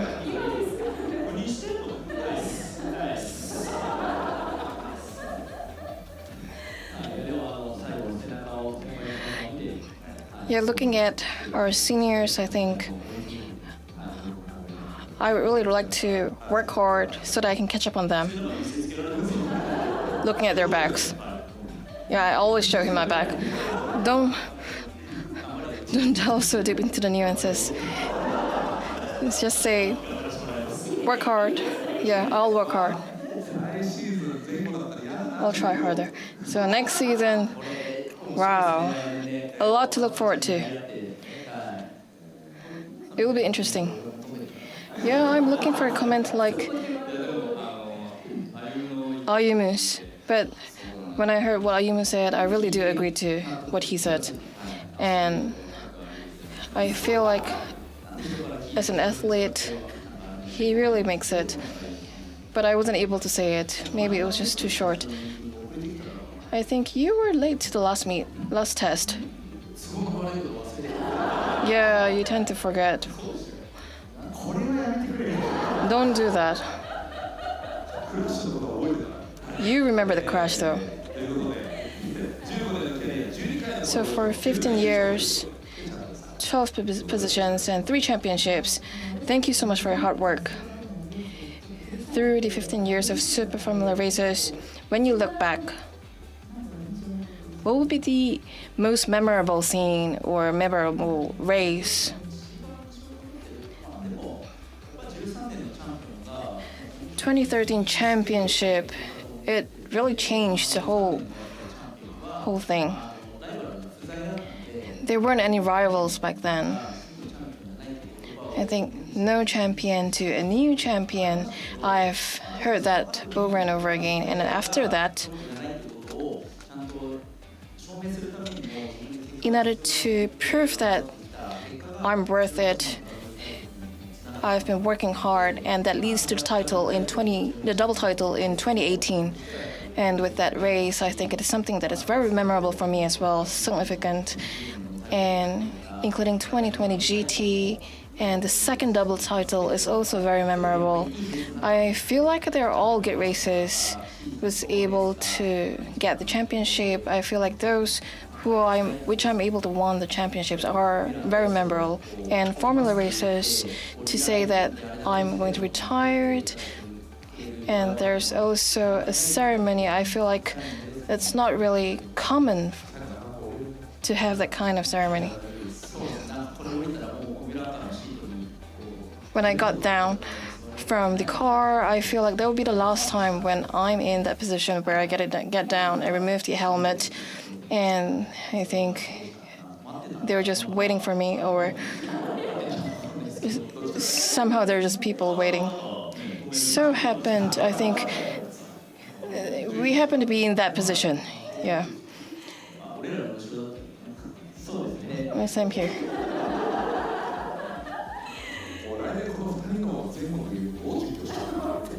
Yeah, how should I comment for that session tomorrow, for next year?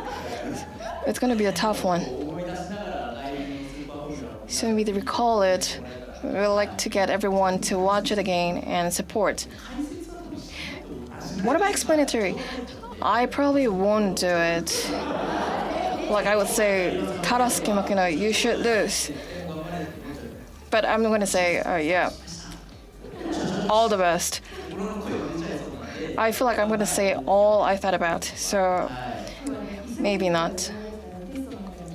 And I think during the test, I think he went around and talked to different people, and they're very ambitious juniors here as well, do you have any legacy that you want to tell them?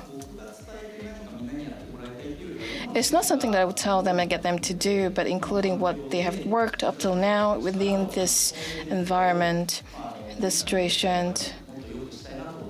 We really hope that they would improve. And same for Izawa-san, for SF, for the racers who have retired. We would really want to provide them with a stage that they could work hard too. And this is something that motivates us as well, so that this would really be a place where we can utilize our experience. Yeah, so Naoki, since he's retiring, it would be really, we will miss him, right? I think for Naoki, he is a very disciplined person. And he has a very meticulous eye for Honda brand. And I work on Honda brand as well. In order to make the brand glow, what we should do, I think there's a lot of thoughts that what was put into it as well. I think it was just amazing because as an ace, by just looking at him, wow, they really did put in a lot of effort into it. Thank you. So I think time is closing up, including the last round. Final round, I think we have mentioned a lot of appreciations, but since we have a lot of viewers on YouTube as well, do you have any last words to them? What I can say is thank you. And for Super Formula, I'm going to retire from the races, but with just Super GT, with Makino, and I really hope that he would continue to work for it and go for the title, and would really want to support the circuit as well. For Super Formula, I wouldn't be driving it anymore, but as there's going to be 3 person that was announced, and for those drivers, I would like to provide my best support to be able to create a stage where they can shine and grow. Thank you. Thank you, Naoki, and thank you. That is it for Super Formula Finale Talk. Thank you, Naoki. Big round of applause, please. Thank you to our 5 riders and President Watanabe of HRC. Thank you. Thank you, Naoki. Naoki Yamamoto, congratulations on your wonderful 15 years in the sport.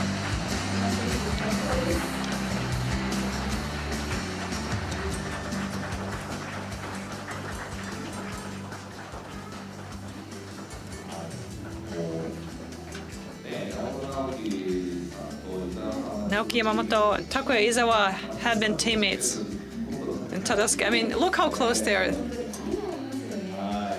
There's good camaraderie between them. It's obvious they love motorsport, they love racing.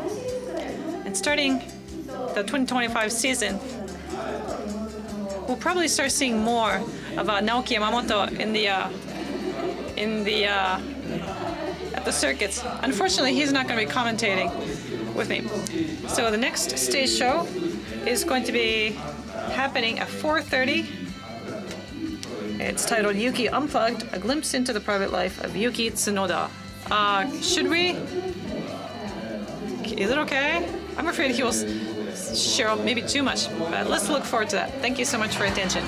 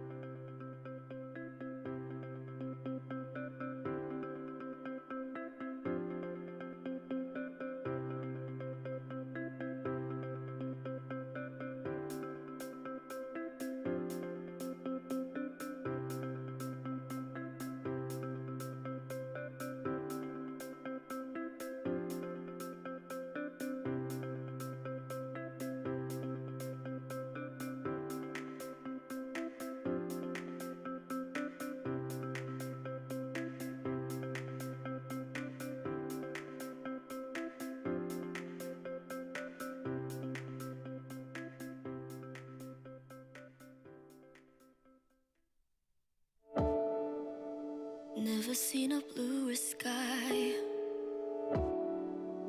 Yeah, I could feel it reaching out and moving closer.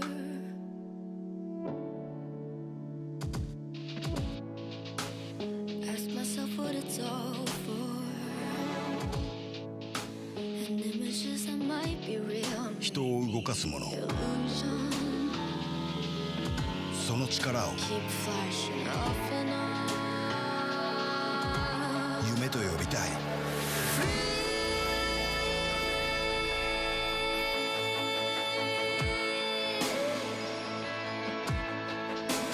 Wanna be free.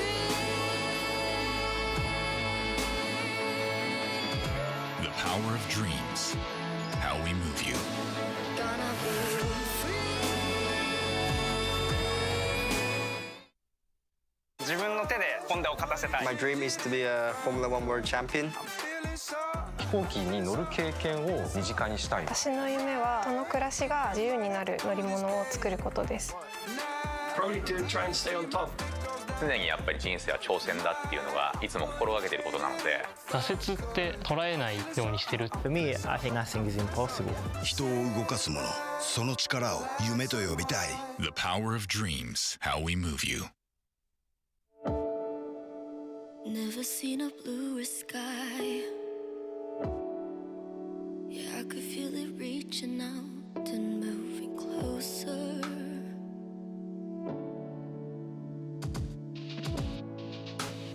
Ask myself what it's all for.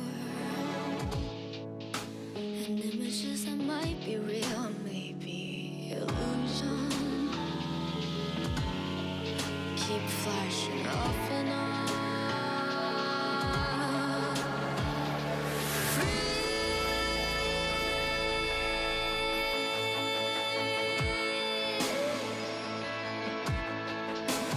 Wanna be free. The power of dreams. How we move you. Gonna be free. 自分の手でホンダを勝たせたい。 My dream is to be a Formula One World Champion. 飛行機に乗る経験を身近にしたい。私の夢はその暮らしが自由になる乗り物を作ることです。Probably to try and stay on top. 常にやっぱり人生は挑戦だっていうのがいつも心がけていることなので、挫折って捉えないようにしてる。 For me, I think nothing is impossible. The power of dreams. How we move you.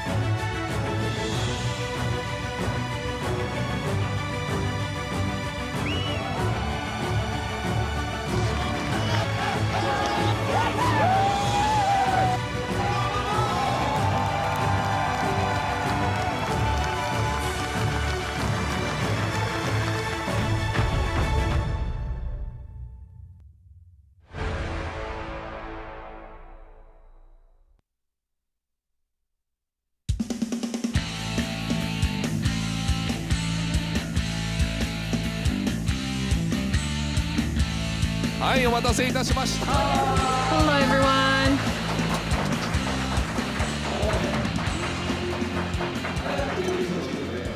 So, we're not gonna do anything. Here we are, Sasha and Miyuki. The title of this event is Yuki Unplugged, a glimpse into the private life of Yuki Tsunoda. So let's welcome our speaker, Yuki Tsunoda.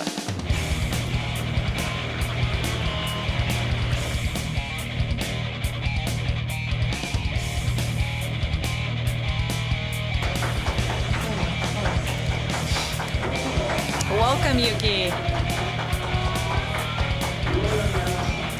Here we are. Thank you so much for coming. All right, once again, car number 22. Visa Cash App, RB, Tsunoda, Yuki Tsunoda. So of course we want to talk about your racing results, but we want to know more about you as a person, what you do when you're not racing. We have received some pictures, videos from him. So let's get started. Are you sure it's okay? I don't know what's going on. You look a little surprised? I should be all right. So let's go over the season 2024. You were off to a really good start.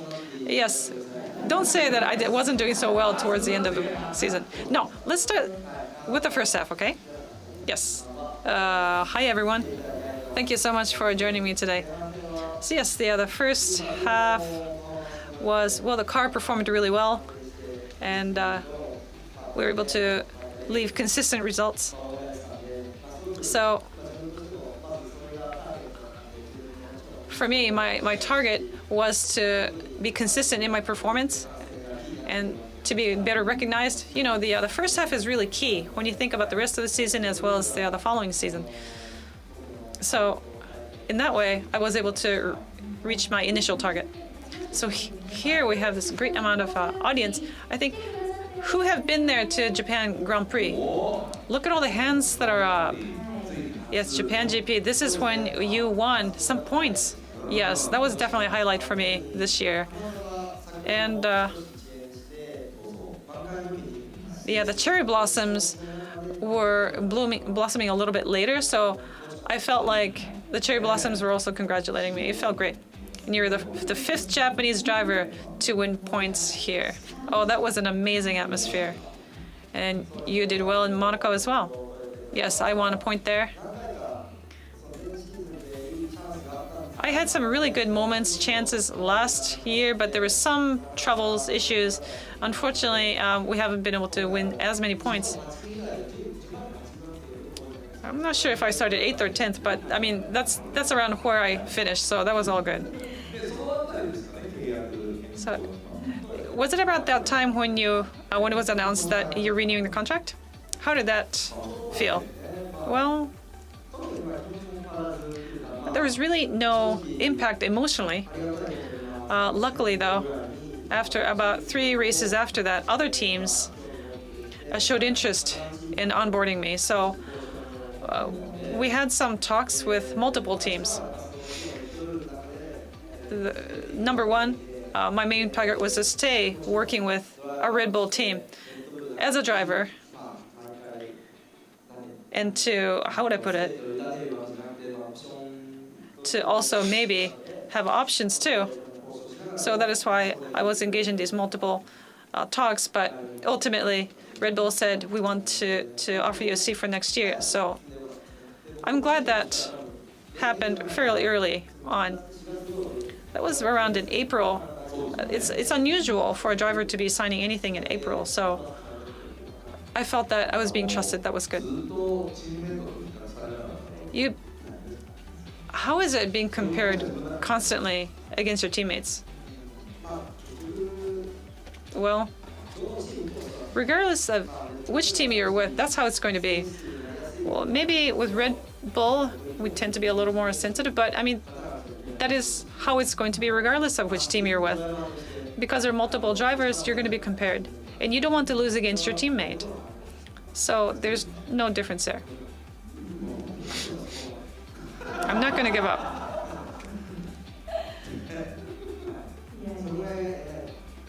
You have to have that drive. Right, this is a battle. It is. It's a war. It is indeed. That is so cool. So now into the second half of the season. It was more like maybe updates that were made at the other teams. It was difficult to win teams. Yes, especially Haas was in the battle for the 6th and 7th, and I was 6th. And then Haas, they upped their game in vehicle development. But when you think about Haas, they were always fast right from the beginning of the season. So we had some really good battles with them, and we were doing what we could, promoting and going ahead with our R&D. But I think they were a step or two ahead of us, especially the top 5. We know who they are. So if you wanted to be in the top 10, there is a lot that you have to put into it. So if there is any advantage coming from the car, that would help. Well, you were fighting against Haas, but then Alpine also joined the battle. I know, that was so annoying. In Brazil, right? If it wasn't for that, maybe there was no difference in the point battle. I think I would have been able to finish ahead of Alpine if it wasn't for that. But this is motorsport. But if this is where you are, like a 6th or so, the 90th, a very small difference make a difference. But Pierre was so fast. Well, there's a lot of reasons in the background for that. But according to what I have heard, I really don't know. But now Alpine has 2. I think they were struggling at the very beginning. I know, they could not win against Sebastian. Right, and there was swapping, there were many different changes, so I think it is due to all those. But in the world of motorsport, there are many reasons that you don't see, right? Many things you don't see. And driver also have to contribute to those changes. And Pierre, he's very consistent. When it was important to do so, he grabbed those points. We have recently become neighborhoods, but I haven't really hung out with him yet. I want to. You went to karaoke though. Well, I guess we are hanging out quite a bit. We just said that in Brazil, Alpine. Well, I think they started at the 3rd from qualifying, and then Stewart's judgment. If there was a difference, maybe you would have been able to win. That strategy was not bad, right? From a battle perspective, maybe it was a little risky. I think some people were skeptical about that, but we wanted to do something drastic to change the situation. And we were going 44 or 5 seconds ahead in lap time. And rain was pretty hard. So after overtaking, I was able to build on the lead. In the best case scenario, we could have won the whole round, so it's unfortunate we couldn't make that happen. But again, that is motorsport. So we didn't really have too many races with lots of rain like that. And from tire management perspective, when there's so much rain, it's difficult to really push and show your performance. And this was a case with us so much in the practice sessions. But anyway, you learn from these situations. As a fan, I wasn't able to go through Inter, so maybe Inter was a mistake of choice. What is Extreme wait for? Intermediate. Extreme?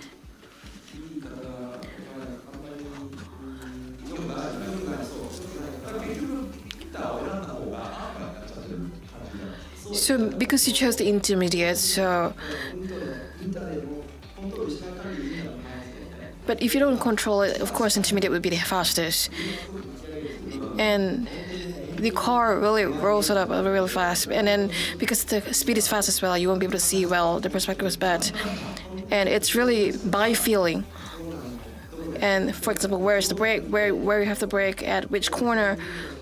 Maybe it might be exaggerating, but it's really by feeling. It's raining, and especially the edge of the corner, and you kind of see the white lines.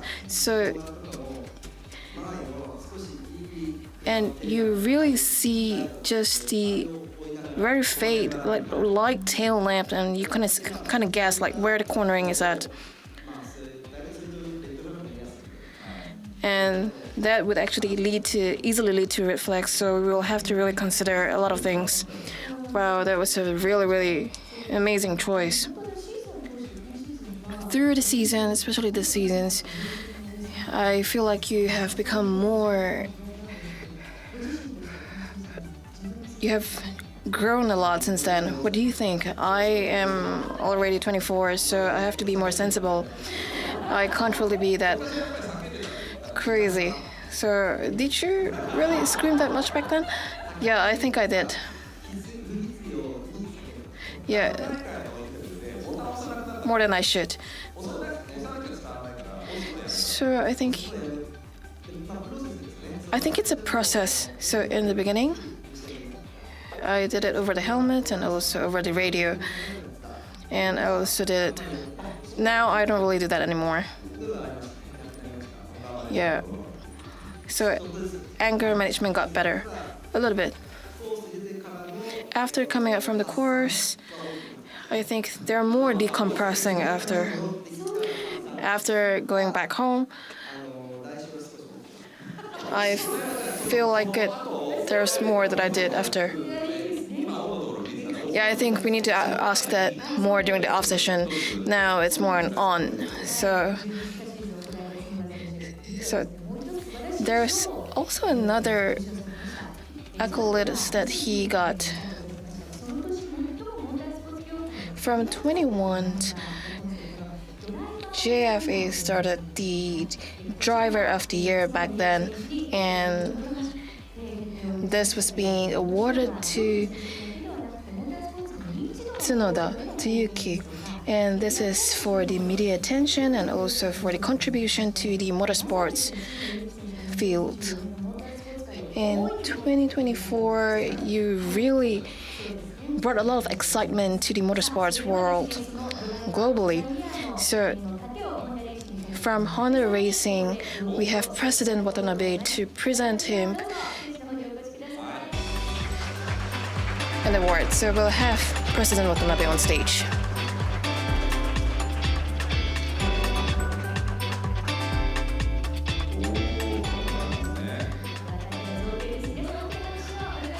Everyone give them a round of applause. 2024 Driver of the Year awarded to Yuki. So I'd like to have Watanabe-san comment. You don't say, you can have Kalpacho on it. First of all, welcome back. We met back in Abu Dhabi. That was just recent. Congratulations, Driver of the Year. I feel like he's grown a lot, especially in this season. Good performance, amazing. I feel like he's a good representative of the motorsports, and he really did contributed a lot as well. Really look forward to Yuki's step up in the next season. Really look forward to it. Would appreciate all of your support as well. Thank you so much. So Yuki, would you like to say something?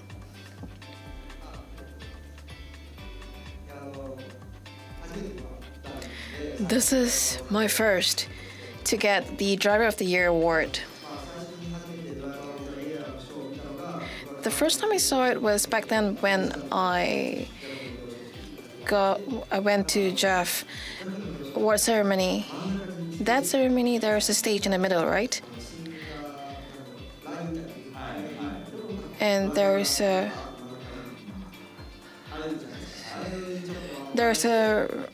runway where you have the drivers just lining across That was my first time standing on it, but they were in a stage like that here. Sorry, we only have like half a day here.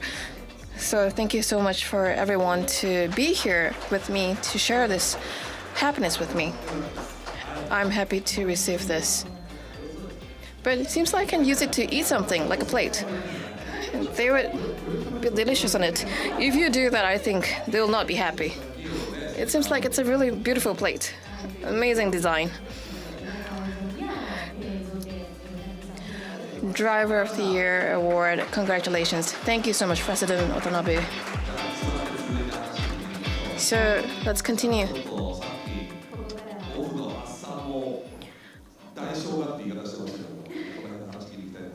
So I would like to continue to ask you more about your off season. So have you changed how you spend, the way you spend your time during the off seasons? Maybe not that much.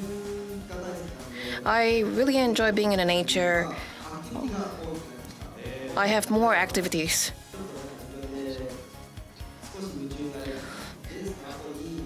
I would do something that I really like, especially after the race. I don't want to keep thinking about racing, so I'm trying to look for something that I'm passionate about. I do wakeboarding, something that I can only do during summer though. Wow, on the left.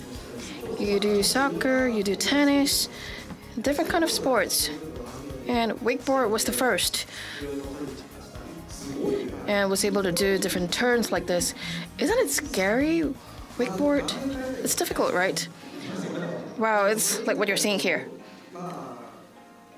Other than that, it would be kind of painful when you fall, but it's fun. We went out in the morning, there weren't any waves. And you just push through. In the morning, you just glide through. So it was rainy. It was relaxing, and I just had a trainer. I think I'm really good at sports, and I did tennis before. So I really want to win him. I won, actually. I keep winning him. I really enjoy seeing his face when I won. Yeah. And for soccer, with the mechanic team in Abu Dhabi, this is to have a better rapport with the team. It was a very good opportunity. So sometimes we would enjoy this together. By the way, what position do you take during soccer? That was a good question. Our team is more like mechanic versus hospitality team. They're all Italians and they're just good. And for hospitality, we have Red Bull's hospitality team. For example, those who prepare food for us and help organized. So those are the people who support our team, and they're in the team, my team. And in the past, they have been losing. I thought maybe I want to join them and win it for them, but then we didn't. Felt really bad about it. Usually I take the midfielder position.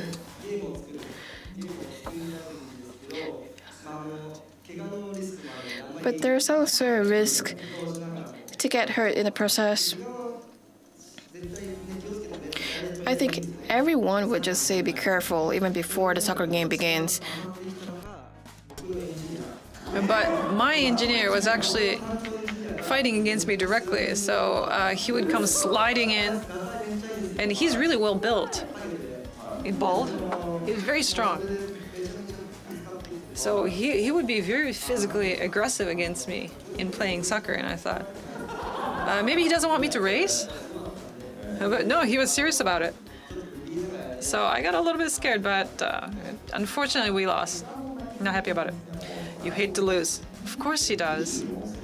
So after doing 24 rounds, Red Bull drivers, you also do a lot of social communication, like uploading videos, and there's a lot of filming too. When do you ever have time to enjoy private life? During season. Well, you do have a 1 month summer break. We don't really have any. But during that very short off time, I try to find other things that I can fully focus on. I like playing games. I like going outside. Milan has lots of really great bars, so I would go out enjoying wine. But not during racing season. No, of course I don't. So only when you have 2 weeks, yes. Wow. So maybe. But a week after the race weekend, that's when I really start wanting to drink wine, but I would control myself. It's not like I'm addicted to alcohol or anything, we know. But sometimes I get this urge, but I don't. Wow. So you have very small amount of time, but you have to be really good at choosing what to do. This might be hard. Well, I try not to overthink. I think that's my strength as well as maybe a weakness.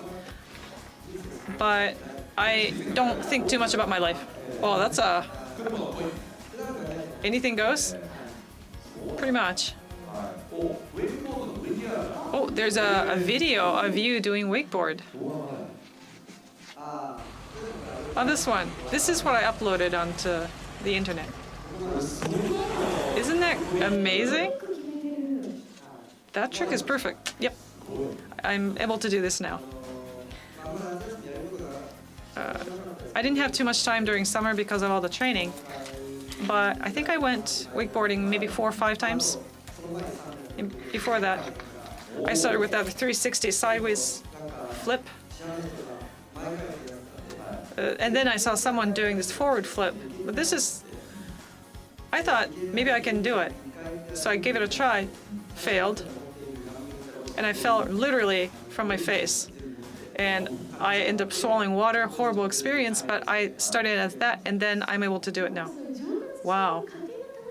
You're probably enjoying that process of being able to do something new? I'd say so, yes. And I also, I congratulate myself and saying, Yuki, you did it, good job. So I want to showcase this to other people, like my tennis trainer, by beating him. There are other photos that you submitted. Oh, that's Jason Statham, my idol. This is the second time we won. We met. He visited us the other day. And Jason said that he wanted to see me. Well, that must have been great news. Also, you see me wearing this 10-gallon hat from Texas. I also started playing with a camera. I wanted to share more about how my life is going. So this is for me using it too, as well as my friends taking pictures of me. I don't know if he's using it, but... And then you see on the bottom, on the right, I'm wearing a beanie. I think this was after Singapore. After that, I came back to Japan and I hung out with my buddies. You look like an ordinary 24-year-old. I really am. I'm just any random 24. I don't think you're a random 24-year-old, but you probably forget your age. And we don't think of you as a youngin or anything because we just simply see you as a Formula One driver. But I kind of look, I guess, youthful, so people think that I'm younger. Every time I go to a bar, they all ask for my ID. But I think people know you more nowadays. Yes, in Europe. Well, not to be boastful or anything. Some people would just look at me and go ahead. Well, of course, Formula One drivers are absolute celebrities. Yes, so some things have gotten easier because of that. Any interesting places you got to go because they recognize you? Well, they treat me well, I would say. Sometimes they would say the food or drinks are on the house. Hey, Yuki, come on in. We'll pay for your meal. Yeah, that actually happened. Yep. Celebrity. Wow, Formula One drivers. One more picture. And this is of your helmet. I know that a lot of people love this design. I'm so happy I did this. It's a collaboration with a worldwide artist. Look at just how cute the characters are. And this was his first time doing a Formula One driver helmet. And I'm not sure if this is really true, but according to what I've heard, it was either going to be me or Lewis. Seriously? Oh yes, that's right. Lewis Hamilton also worked with Murakami, right? And he probably wanted to work with Verdi. Yes, but he chose to do my helmet. I felt so lucky. You over Lewis. So when I passed Lewis, I would show off my helmet. Like that. You would just show the top of your head. I do. You had those close battles with Lewis, and now we're able to communicate more. Yes, we see you talking with each other. We actually kind of mesh well. I hear that he sometimes visits Japan for skiboarding. He does? So there are actually common interests that we have between him and me. And he's a really nice guy. I mean, that's the kind of thing you're talking during a driver's parade? Oh, we're really talking about some silly things about private life. He's a 7-time champion. He's like the best in Formula One history. What is he like? Is he different, or is he like a regular bloke? Well, the way I see it, he does have that definite special order. The aura. He's a star, and he exudes that aura. You can feel it. And he's indeed a celebrity, a global celebrity. I feel that.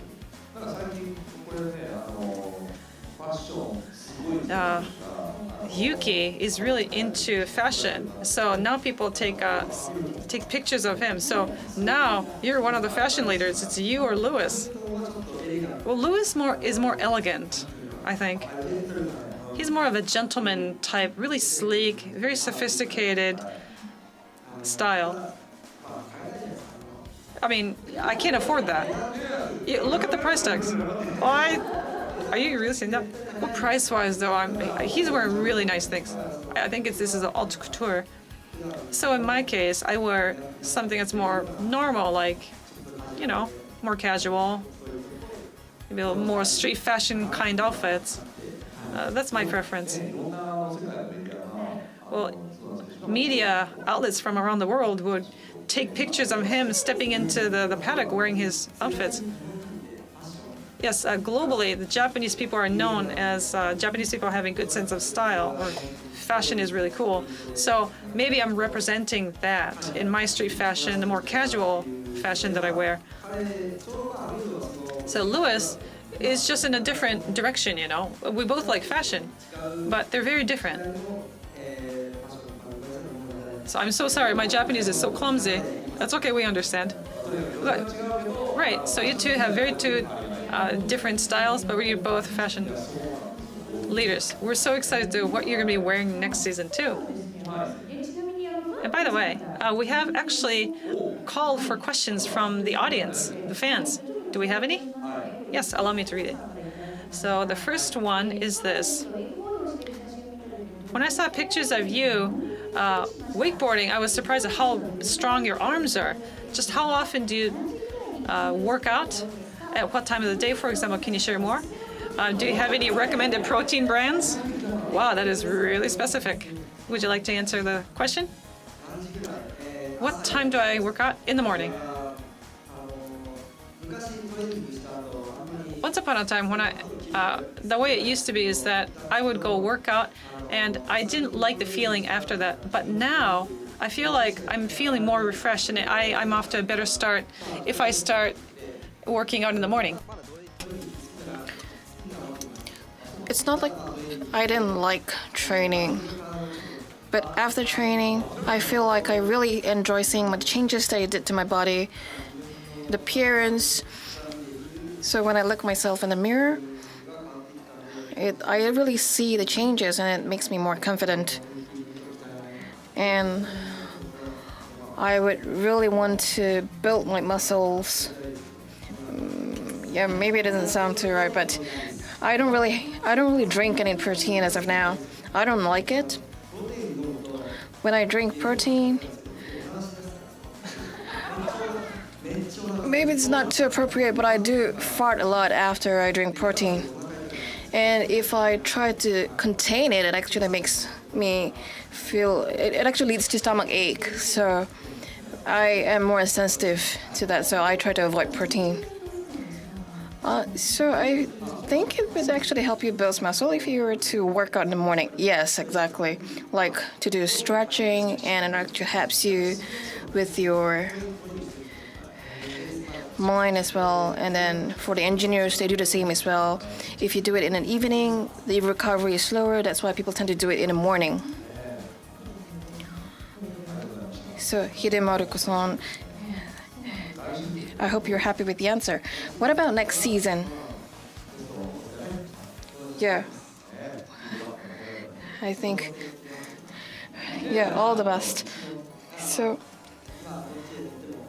I think no matter which machine I'm on, I'll do my best. I'm not too sure if it's me, but I think it's 50-50.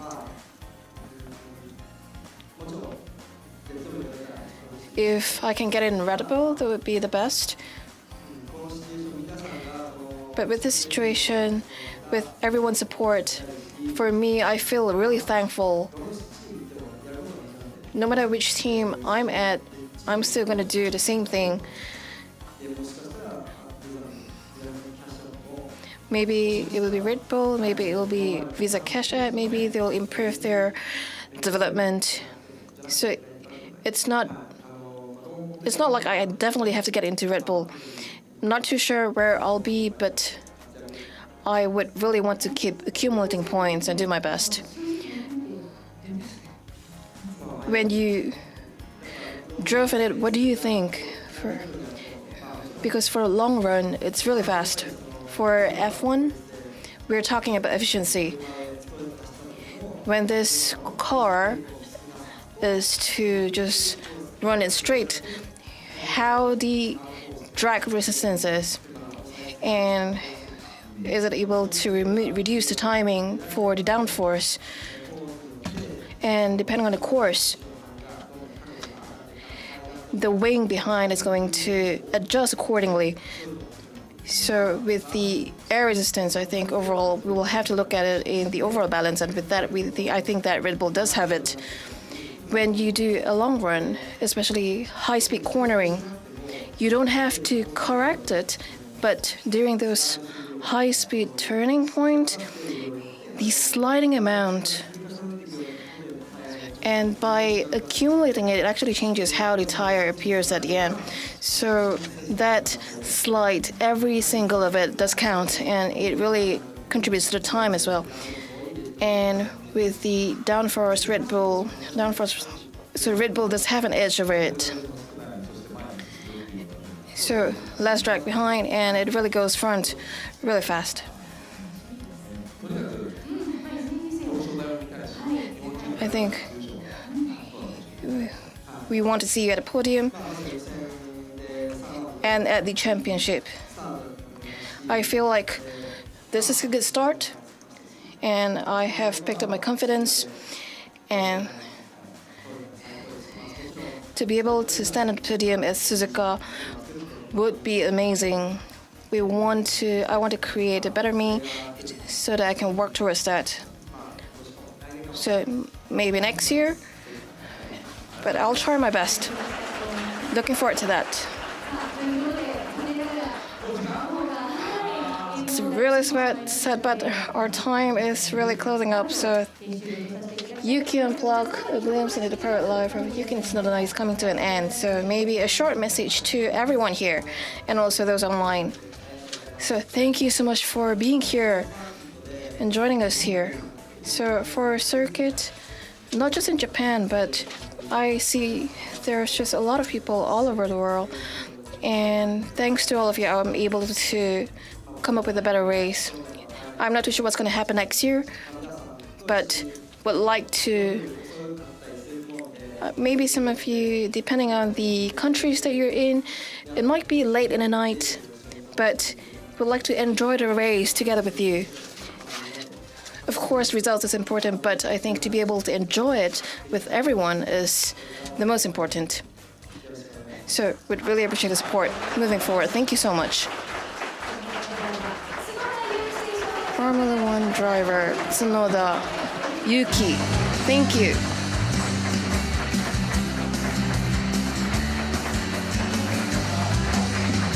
Thank you.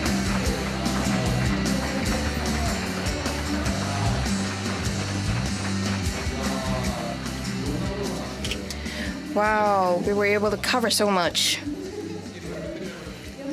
Yeah. Really glad that we were able to hear so much from him. It was really interesting. It really feels like we are part of his journey. And of course, towards the next season, we want to continue to motivate. There's nothing much I can do besides, commenting and all, but would like to do my best as well. So I think that's all. This would be the last of this broadcast. Thank you so much for spending such a long time with us. I hope you enjoyed it. Sasha, did you enjoy yourself? Yes, a lot. And I feel like everyone has a different phase when they're enjoying their private lives compared to what they are when they're racing.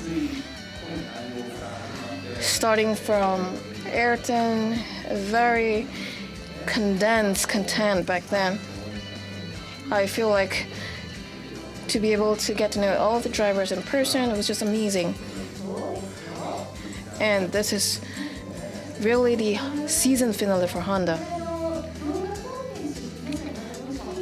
I think you will be able to rewatch this later. We do have it in the archive.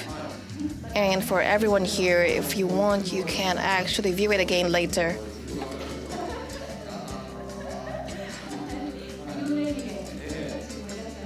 I think we do have a lot of good memories from this session.